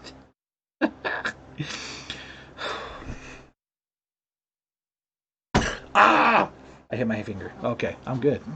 So anyway, Browns versus Jets. Uh, Ow, that hurt. Oof. Browns versus Jets. Let's see. you gotta go Browns. You gotta. They got their Maple Bar win already. The Jets are done. Yep. And they're like, oh shit. If we win, we're screwed. Come on, focus. What if the Oh, Jets keep winning? there we go. If the Jets keep winning and they It would be lose stupid. It would be stupid if they the kept winning. first, Why would you want to keep winning? You already lost your first spot. that's what I'm saying though. Like I'm just, I don't. Yeah, I I don't almost, think no. I See almost the wish Brown. that the Jets and Jaguars would play in the last week. I almost wish they would, just so they Who's can gonna watch. suck the Like, hardest? no, here you take the ball. No, you take the ball. No, you take the ball. No, no, it's your turn. No, you score. Browns with the hammer drop. Lambeau's calling the hammer. Oh, uh, yeah, I gotta go with the Browns too, even you with see, backups. that's a very, very bold position, Lambo, and I agree. Hammer drop. for the Browns. Hammer dropped on the Browns, baby. All right, better put that in the hammer drop. Oh, And I if the always Jets put the win hammer. again, I'm gonna lose my mind. I'm gonna make a personal video calling out the Jets on Twitter. I will at the Jets just so they can watch my video. Like, what the are you doing? What are you doing? Like, this is too little, too late, guys. Hello. Like, why didn't you do this 13 games ago? Why didn't you do this at the beginning of the year? Hmm? Just Hmm? disappointed. Exactly. Ooh, Colts versus Steelers. That's dangerous. But the way the Steelers have been playing, I gotta go with the Colts. And I would agree with you on that one, my friend. Yeah. With the way they've been playing, I mean, Let's they've play. already clinched a spot. So, maybe they just kind of fuck around and try to get their shit together a little bit this week. You're gonna put money on the Jets, Squid. You know what? Why not? They already won one. Maybe they want to win another. Who knows? But yeah, like I said, like the Colts Steelers game, I gotta go with the Colts. That defense is stacked. The the way that the Steelers have been playing has been confusing. But yeah, honestly though, Squid, if the Steelers have a day against the Colts, I'm gonna be confused. But I'm also gonna be. It also is hopeful because if they can't beat the Bengals, who cares? The Bengals aren't going to the playoffs. If they can beat this Colts, that's good because because the Colts are going to the playoffs. So Yes. I mean that's the thing. But I'm going with Colts. Bears Yeah, I'm versus going with the Colts Jag. on this as well. Oh, go ahead. Sorry. Oh yeah, no Colts as well. Okay. They're looking damn good and they're going on a playoff run. Yeah. Pretty much. Is Juju going to play fucking football? Ah! I think he'll make a TikTok telling you about it. We'll see in the next couple days. Yeah. Bears versus Jags. Gotta go with the Bears. Da Bears. I mean, Jaguars are tanking now for Trevor. Jaguars have the number one spot. They're super excited. If the Jaguars win this next game too, somebody's got to call these GMs and tell them to stop. Like, Just stop. like you guys are going back and forth for number one spot. Do you guys even care? Like, you guys, like, what are you trying to hope? This next game's gonna be worth 10 wins. I'm gonna make the playoffs. Like, seriously, what the fuck? Jags, shut up, Squid. I mean, he could. They could, but honestly, I think if not the Bears' offense, the Bears' defense will do something. I mean, Khalil Mack is hungry. He will go after the mustache. Oh yes. So yeah. Rip that mustache right off his face. All right, here you go, Chief. Giants, Ravens. Is it coming? Oh, I'm eating a brownie. Hold on. Is it coming though? Am I gonna see it? Am I gonna see it? You put another brownie in your fucking mouth, which is It was the same brownie. It was another bite. yeah. You literally finished it. And I'm like listening, and then you just went. I'm like, you son of a bitch. If I see Corvette on Corvette on going to crow cry in a hole. You should add him on Twitter of you crying, Squid. This way Juju can see what he's doing to his fans. You're not getting the bye week, Squid. I'm sorry. Let me be the Mr. Reality kicking in. You're not getting the bye week, okay? The Chiefs hold it. I'm sorry. They could have, but they goofed up already. Yeah. Giants, but I want the Ravens to make the playoffs. Fuck so. Ravens. Yeah, so Ravens, Yeah. obviously. Ravens are gonna win this one. I mean, Cole McCoy is okay-ish right now, but no. Ravens are gonna have fun. Exactly. And this is one of those games that the Ravens have to win, and they know that. So I expect to see 110% effort out there from my team. Yeah, hopefully Lamar throws the ball a little bit because he should be able to against that secondary. He might be able to run all over that linebacking and defensive line too, but for the most part, I think the Ravens are gonna do what they like. Defense is definitely gonna step up, or they should. Oh, absolutely. Bengals versus Texans. I gotta go with the Texans. I mean, Deshaun just came off a great game, like throwing a shit ton of yards and touchdowns. And Finley came out an 83 freaking yard, one touchdown and one rushing touchdown game. I gotta go with Deshaun just having a field day against that Bengals secondary. You see, I'm gonna agree with you on the pick, but I don't think it's going to be as crazy as a blowout as you think. I I think it'll think be the a high. Bengals. I think the Bengals got a little bit of oomph under them Maybe. after that last dub, If Daniel and Jones just plays, the Giants have a chance, and Bradbury played. I don't know about. See, I like Colt McCoy over Daniel Jones because Daniel Jones has not same. been. Daniel, because Colt McCoy has had decent games. Daniel Jones has not been playing well this year. I I don't see it. I mean, that's just my own take, but I just don't see Daniel Jones being like being the answer right now. The Giants defense is pretty good. Yeah, Bengals they beat the Steelers at not sucking more. They Yeah. beat. Oh yeah, okay. But yeah, I gotta go with the Texans. Unfortunately, I know you're going with the Bengals. I gotta go with the Texans just because of, like I said, the way Oh, that I'm going with Deshaun's the been playing. Texans. Yeah, I know you are. I'm talking about Squid. Sorry. Uh, All right, next one. Colt did do shit. I or didn't do shit. Colt did more than Daniel Jones has. I'm just saying though. I mean, yeah, because I mean, like, yeah, Cole didn't do like. I'm not saying he did phenomenally or anything like that. I'm just saying he did more than Daniel Jones has. Like Daniel Jones he hasn't just done. did more.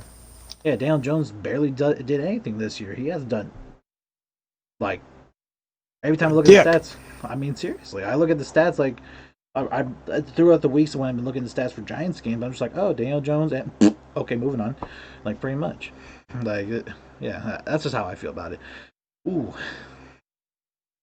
Broncos versus Chargers, AFC West Division rivalry. I always love these. Gotta go with the Chargers. Definitely going with the Chargers as well. Herbert's just looking beautiful out there, and Well, I'm not making the playoffs this year, but hey, there's always next year, baby.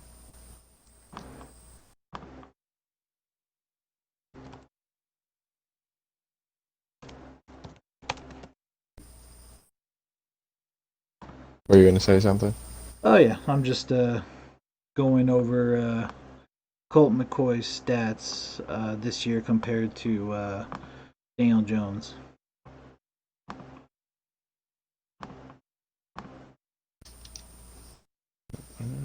Well, sometimes he has had better games. Okay, don't hold on, hold the thought. Okay, so Daniel Jones this year, just kind of put it into perspective. He's 21st in yards, 2,400 yards, 8 touchdowns, which is last in the NFL. 9 interceptions, tied for 20th, 64.4 quarterback rating, 18th. Now, looking at the last, just look at the last few games that he's been in, which, yeah. Shut your mouth. I can't, wait, which one? Where are you? Where's that coming? Oh, right here. Shut up. Okay. So, Daniel Jones, let's just look at the last. I said shut up, don't you? Who is this chick? I don't want to hear you talk. Shut up. Anyway, sorry about that. So, last few weeks he's played. Let's go with. I don't understand why he's been every 2 weeks that they show. Unless he's been weird. Okay. So let's just go over the 13th, 29th, and 15th. He has 11-21 against the Cardinals, 127 yards, 52 percentage completion, 0-0. Then he went against the Bengals, 16-27, 213 yards, 59.3 percentage, and 0-0. 21-28 against the Eagles, 244 yards, 0-0. Colt McCoy this year has had same thing against the Browns. He had 19-31, 0-0. Against Seattle, which they won, by the way, Had 13 to 22, 105 yards, and one touchdown, but he did throw a pick. So, in his stats this year, he does only have one touchdown, which is tied for. Well, actually, we don't have to worry about that. Basically, he has one touchdown, one interception. So, yeah, he hasn't done much either, but he pretty much is doing the same amount as Daniel Jones, who I just said has had 0 and 0, not doing anything. Yeah, passing wise, he's gotten the yards downfield, like you said, but same with Colt McCoy on the 20th when he had 19 and 31 for 221 yards. So, I mean, let me just go ahead and look at the. Sorry, I don't see the chat yet. But okay, I just want to make sure you hadn't said anything. But that's what I'm saying though, is that he literally Jones. Okay, that again, like in Jones. Okay, fine. Going back again, Jones running the ball. Let's look at it. Last time he's been running. So against Cardinals, he didn't run 0 for 0. Against the Bengals, 6 for 19 yards. And then the only time he ran the ball decently, Philadelphia, 9 carries for 64 yards. On November 15th, 9 carries for 64 yards for one touchdown. The only time he did anything rushing. So, again, I'm not trying to not trying to dismay what you're saying. I'm just saying that to say that Daniel Jones is doing more than Colt McCoy is a very slim, like, there's not a lot of difference. Colt McCoy has one touchdown, one reception, but comparatively to Daniel Jones, who's played all season, which is 15 games in, and Daniel Jones has 8 touchdowns and 9 interceptions. Daniel Jones hasn't done anything either. That's all I'm trying to say, though.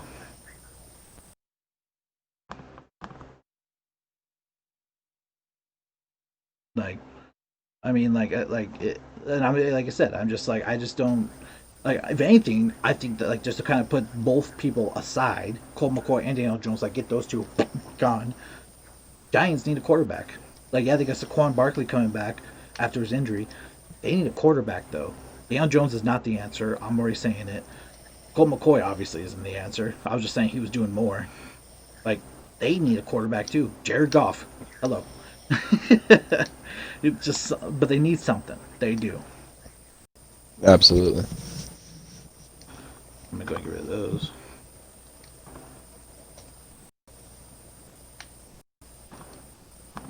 Ugh. Excuse me. What was I at? Shoot. Um. Yeah, Panthers Oh, I need to get rid versus of this one. Washington. Okay. Yeah. Sorry. The freaking internet's all jumbly because I was in a freaking. Okay, I get it. Stream. Damn. Calm down. Sorry, guys. Okay. So we got Broncos versus Chargers. We said Chargers for both, right? Yes. Okay.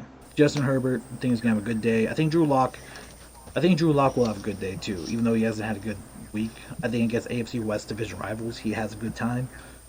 But still, I think the Chargers are on a roll right now. I like Herbert. It's gonna be a Charger win.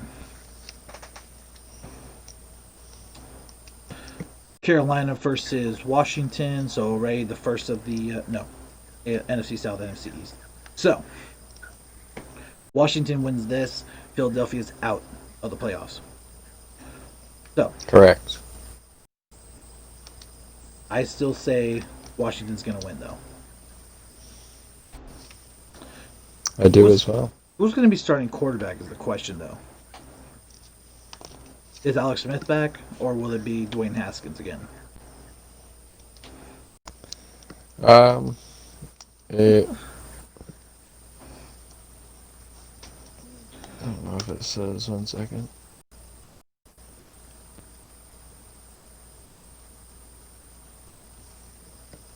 Honestly, even so, Washington with Dwayne Haskins, he had a field day against Seattle.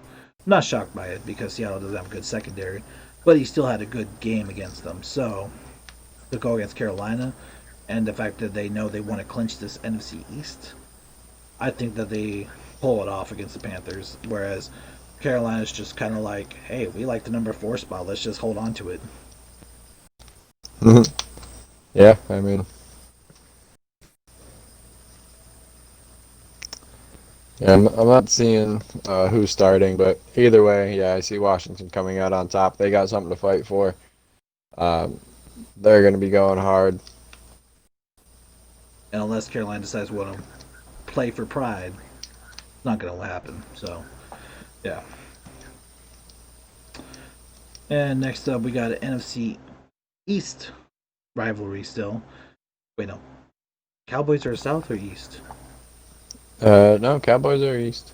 Okay, so yeah, so Eagles trying to keep their playoff hopes alive if Washington loses, and also they got to beat the Cowboys to move up. And right now, the way Jalen, that's a tough one actually because Dalton's also been looking. I gotta go. I'm gonna go with Jalen. I gotta go with Jalen on this one. No, I I'm know. going with the Cowboys. I understand it. I totally do. I just feel like Dalton's so inconsistent. We don't know what's gonna happen with him. Like he did well against the Niners last week, and the week before he played like Dookie. So I mean, True. wow. I mean, I don't I know if he expected to be in it though. true. I think the Eagles, whatever they're trying to do, I think they're hungry. So Eagles are gonna go for the win. I think it's gonna be a like Lambo said. I think it's gonna be a close game, but I think Eagles are gonna win by like a field goal. So we'll see what happens though. Just remember, don't drop the hammer on America's team again. You learned this Thanksgiving there, right? Oh, I learned that. I learned that lesson. He did. Next up, we got an MC West rivalry for the Seahawks and the Rams. I gotta go with Seattle. Well, let me just hold off on that. I mean, I'm sorry, the Rams did lose to the Jets, but an NFC West rivalry. Rams are pissed. Goff wants to prove himself so he doesn't get kicked out of LA. It's a tough one to say. I mean, and the Seattle barely beat Washington. Seattle won by like 5 points. So, and Goff is gonna have a field day against our secondary again because our secondary again worse than the NFL. So, I don't know. What do you say? Let's hear Chiefs take first. I'm going with Seattle on this one. Gonna follow in Russ we trust. I don't know if I necessarily trust in Russ, What's your reasoning? but I don't trust Goff. Gotcha. Understandable. I just know that, like I said, our secondary is the worst in the NFL. Now, I know I keep saying that 100 times, and I'm sorry, but they are. Statistically speaking, they give up the most passing yards. And Goff knows Seattle's defense like the back of his hand, playing them twice a year for the last however many years he's been in the NFL. So, is it in Seattle? I forget. It Say is in Seattle. okay. That makes it a little bit more difficult, though. I'm gonna rock with you. I'm gonna go with Seattle this time, just because of the home field advantage. Seattle likes to play in Seattle. We'll see what happens, though. And Lambo, I totally understand why you say Rams. Like I said, it it's a tough one to see, but I mean, playing Seattle is tough to do. But like, I wouldn't be shocked to see LA win. So this is one of those up for grabs. I'm putting going Seattle, but it's like 51% Seattle, 49% LA. It's like right there, like just that little inch. So, uh, what was I gonna say? There was someone I was gonna ask you. Fuck. Let's see. We're talking about Seattle. Talking about secondary, defense, Rams. F. Oh well, we'll figure it out later. Had something to do with the All right. football. Well, had something to do with football. Yeah, well. Titans and Packers. That's gonna be a good one. Titans and Packers. Ooh. That one I'm excited for. A little nervous about. But it's in Lambeau. Ooh. Oh, that's a tough one. Because I mean, I'm gonna give it home field advantage again on this one. Go with Packers. Although I still can see Derrick Henry running through a motherfucker's face.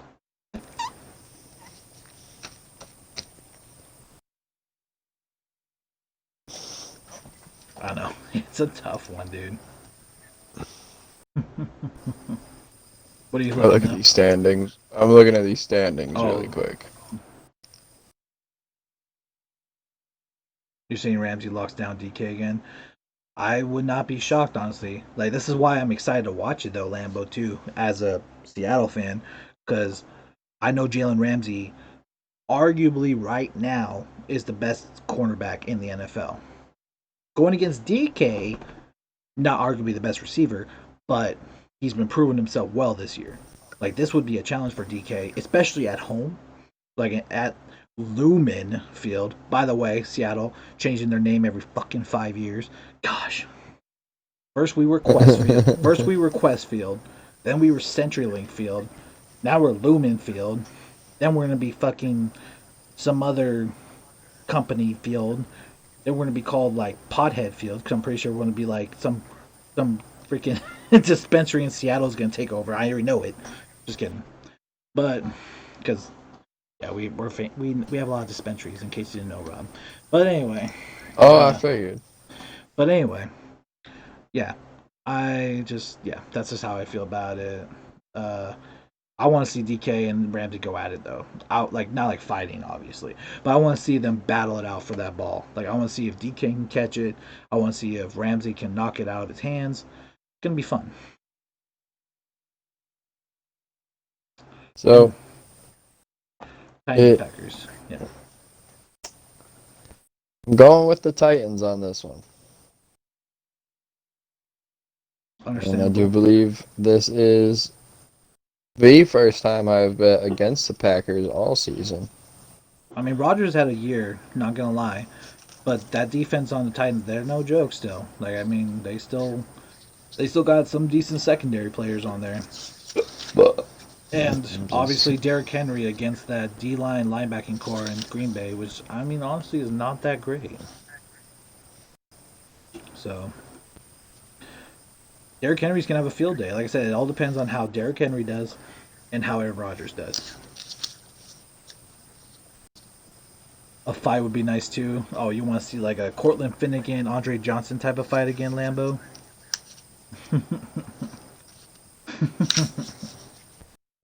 Yep, I did not bet against the Packers all season. Yeah, Packers every week. it'll be interesting to see though. Yep, so this is the first week I bet against the Packers, and it is simply because I believe the Jets have a little bit more to fight for, The and Jets that's or something I Titans. take into. Or I'm sorry, wow, the Titans. I've done that before. Um, Okay. uh, the Titans definitely have something to fight for because they are 10-4, which there are. I mean, they're in the playoffs. Oh, they're I tied mean, with the even Colts though, huh? they're tied with the Colts and they're tied with Cleveland. Now, granted, the Colt, one or the other could get, or the Colts and the Titans could both get in still.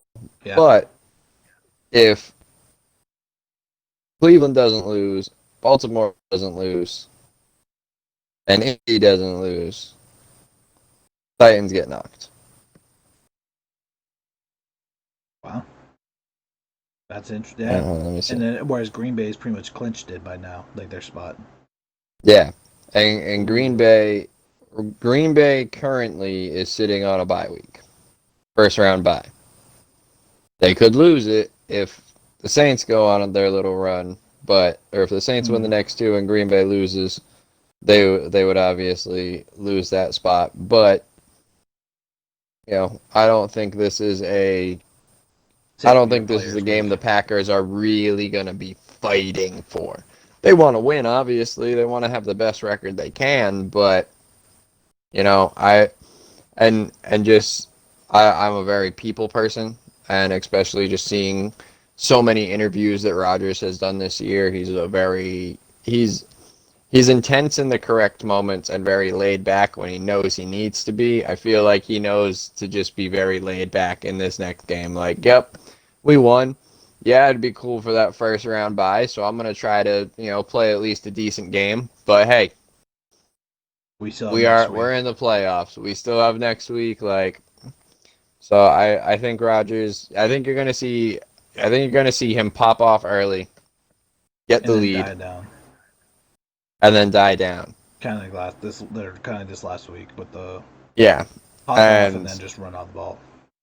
yeah. Whereas I see the Titans pushing all 4 quarters because they are still fighting to stay in. Like I said, they could get in, but if the other teams pop off, they don't have a chance Okay.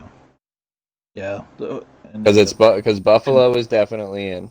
I could definitely agree with that because I know, like you said, the Packers play the Bears in the last week of the season. So if they're going to pop off at any time, they want to pop off against their rival. Exactly. So yeah, yeah, I'm gonna stick with the Packers on this one. I mean, not because yeah, I'm just gonna like, cause I already made the choice, but also because I which get it. team, Lambo? The Packers play the Bears. The Titans, I think, play another rival, another AFC South rival. Week 17. You know, Chief?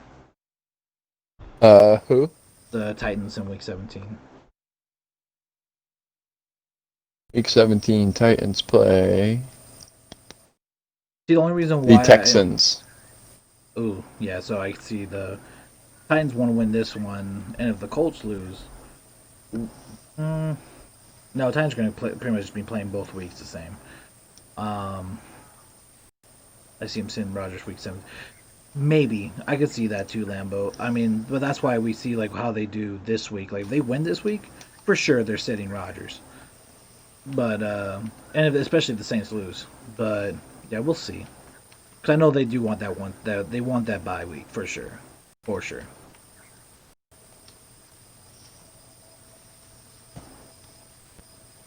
And I believe this is the this is the last one here.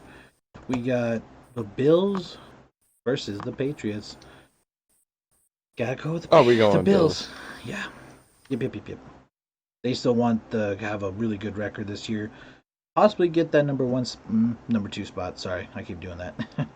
Number 2. Number two. Yeah. Because number one's going to be the Chiefs. Hey, number Chiefs. 2. Number Chiefs. Number Chiefs.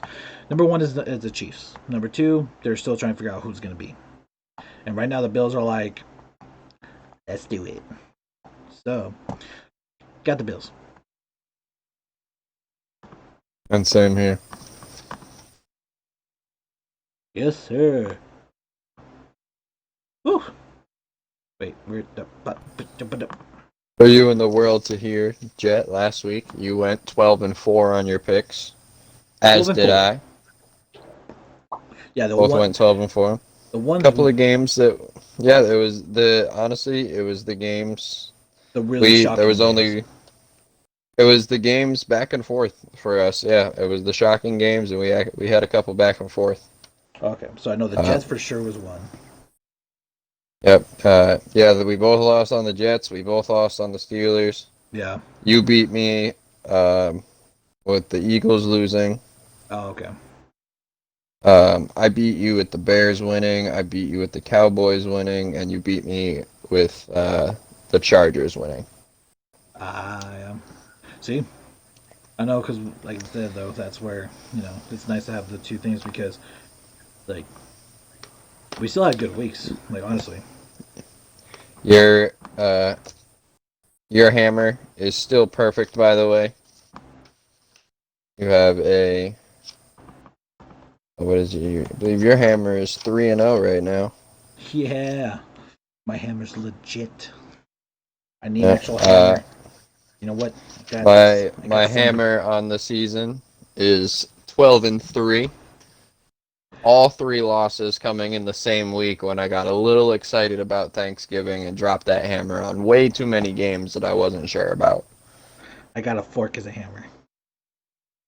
So, Yeah. Let's see. I'm gonna make sure. I'm actually gonna pick my hammer picks. Let's see this. Hammer picks this week. I'm gonna go with. going with more than one. I only dropped it twice this week. You did? Okay, I'll do two then. I got Oh, hammer it's picks. up in it. That's right. You already did the Ravens Giants one. So which two did you do? Dolphins and Browns. Dolphins and Browns. You didn't do the Ravens. Nope.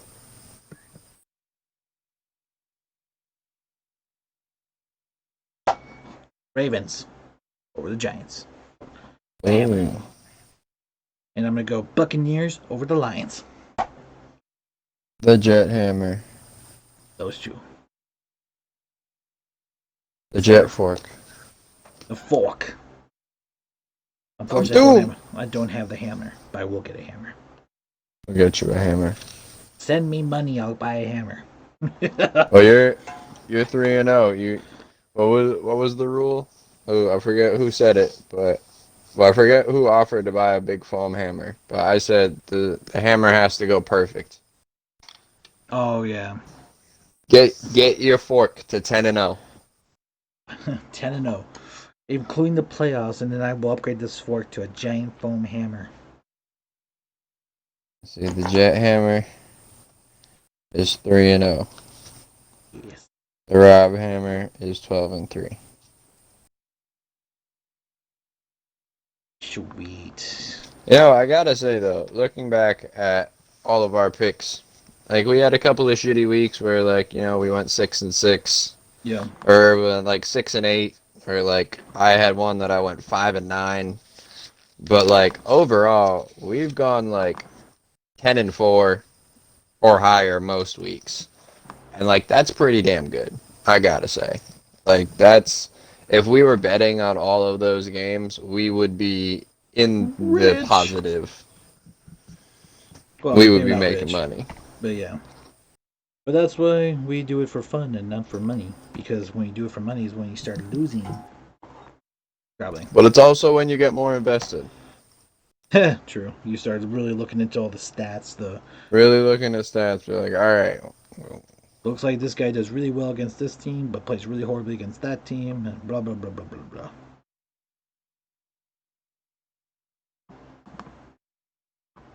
but Jet, as always, it has been a pleasure. Yes, sir. I'm just setting up some stuff for next week while everyone's We in here cre- saying, because next we week, creeping. yep, next week is our last predictions of the year. Everyone, last predictions of the regular season. Well, of the regular season, That's yeah. what I'm saying. And then starting next week, when what this wait, sorry, not next week. The week after will be our playoff predictions. While we're going over the last week of the season, and we look at the giant. I'm gonna make sure by next week, next Let's say it's I two think weeks. next week we need to do. So next week is going to be. We might have to do it again on a Wednesday, just Mm, simply for playoff picture mm. to come out and then for to figure it out so we know our matchups. But they might have it early enough on Tuesday that we might be able to do it. But we can't make our predictions for playoff week if they don't put out the playoff bracket. I hope we sweep Dallas. You know, Eagles, you could, you possibly could, and that's why I'm guessing the Eagles are gonna beat the Dallas Cowboys. He's going with the Cowboys. I'm going with the Eagles. I think Jalen Hurts looks nice, but I we don't shall know if see. you can. I don't know if you can see it. There's a little Cowboys towel up there. Oh, your grandfather's towel, yeah, It's like over there. It's like yeah. right there. Cowboys Wait, towel. is it, oh, there's the light. Where's the towel? Ear finger. I see. Is it under the Baby Yoda? The Grogu? Yep. Cowboys towel. Okay. Yeah. Yes, sir. But like I said, what was I saying too? So you that. Oh, next week. Like I said, yeah, next week we're doing the last predictions. Uh, or yeah, we're doing last predictions of the year. We're gonna then the week after, which I will set it up. I will try to make sure I do that, even with job and stuff. I will try to make sure I set up a playoff bracket page where we're still gonna have our videos here. Like you'll see my face, you'll see his face, and we'll have a playoff bracket, and we'll start talking about playoff predictions. Start seeing like what goes where. We're gonna really go over all that, and you know, we'll have fun with it. It's gonna be a fun time. And then, like I said, after all that, we're still going to be doing this weekly, even after the Super Bowl, because off season is the big time of the year. Re-signing period. You got trades. You got free agency. You got the draft. You got And it gives us time to wildly speculate. oh, the wildest of speculations. Of speculation. Oh, it's so much fun. Plus, I gotta keep up my weekly stuff on YouTube, which I know I've kind of sucked at. It's just these last few weeks have been, you know, we have our stuff, but I'm trying to make sure I'm gonna put this one on YouTube for sure. I'm doing it right after this.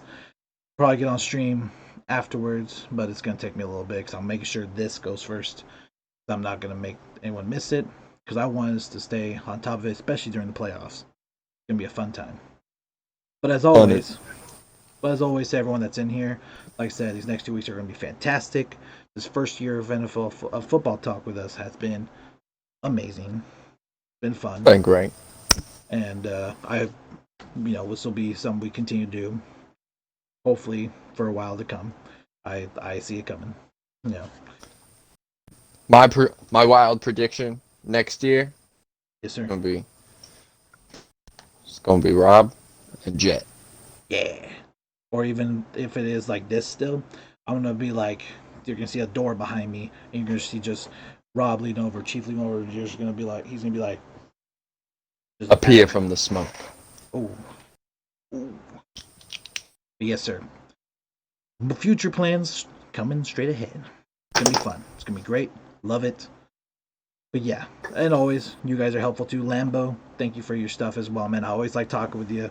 I know I like your insights as well because it is a different insight from what I have, what Chief has. Always appreciated. Eagles, always glad to have you around because I know you're a strong Eagles fan. Nice seeing what you talk about, like knowing what you know about the Eagles organization. Squid, same thing for you and the Steelers. Iverson, wherever you are with the Packers, everything. Love having you guys around to talk about this stuff with. It's always fun, Oh yeah. and that's why we do it. And that's why I also love going into those chats and talking to you guys as well. Now, I'm going to end this here soon. I'll be back online here shortly. Like I said, I'm going to do all the YouTube stuff and whatnot. But again, thank you so much for being here.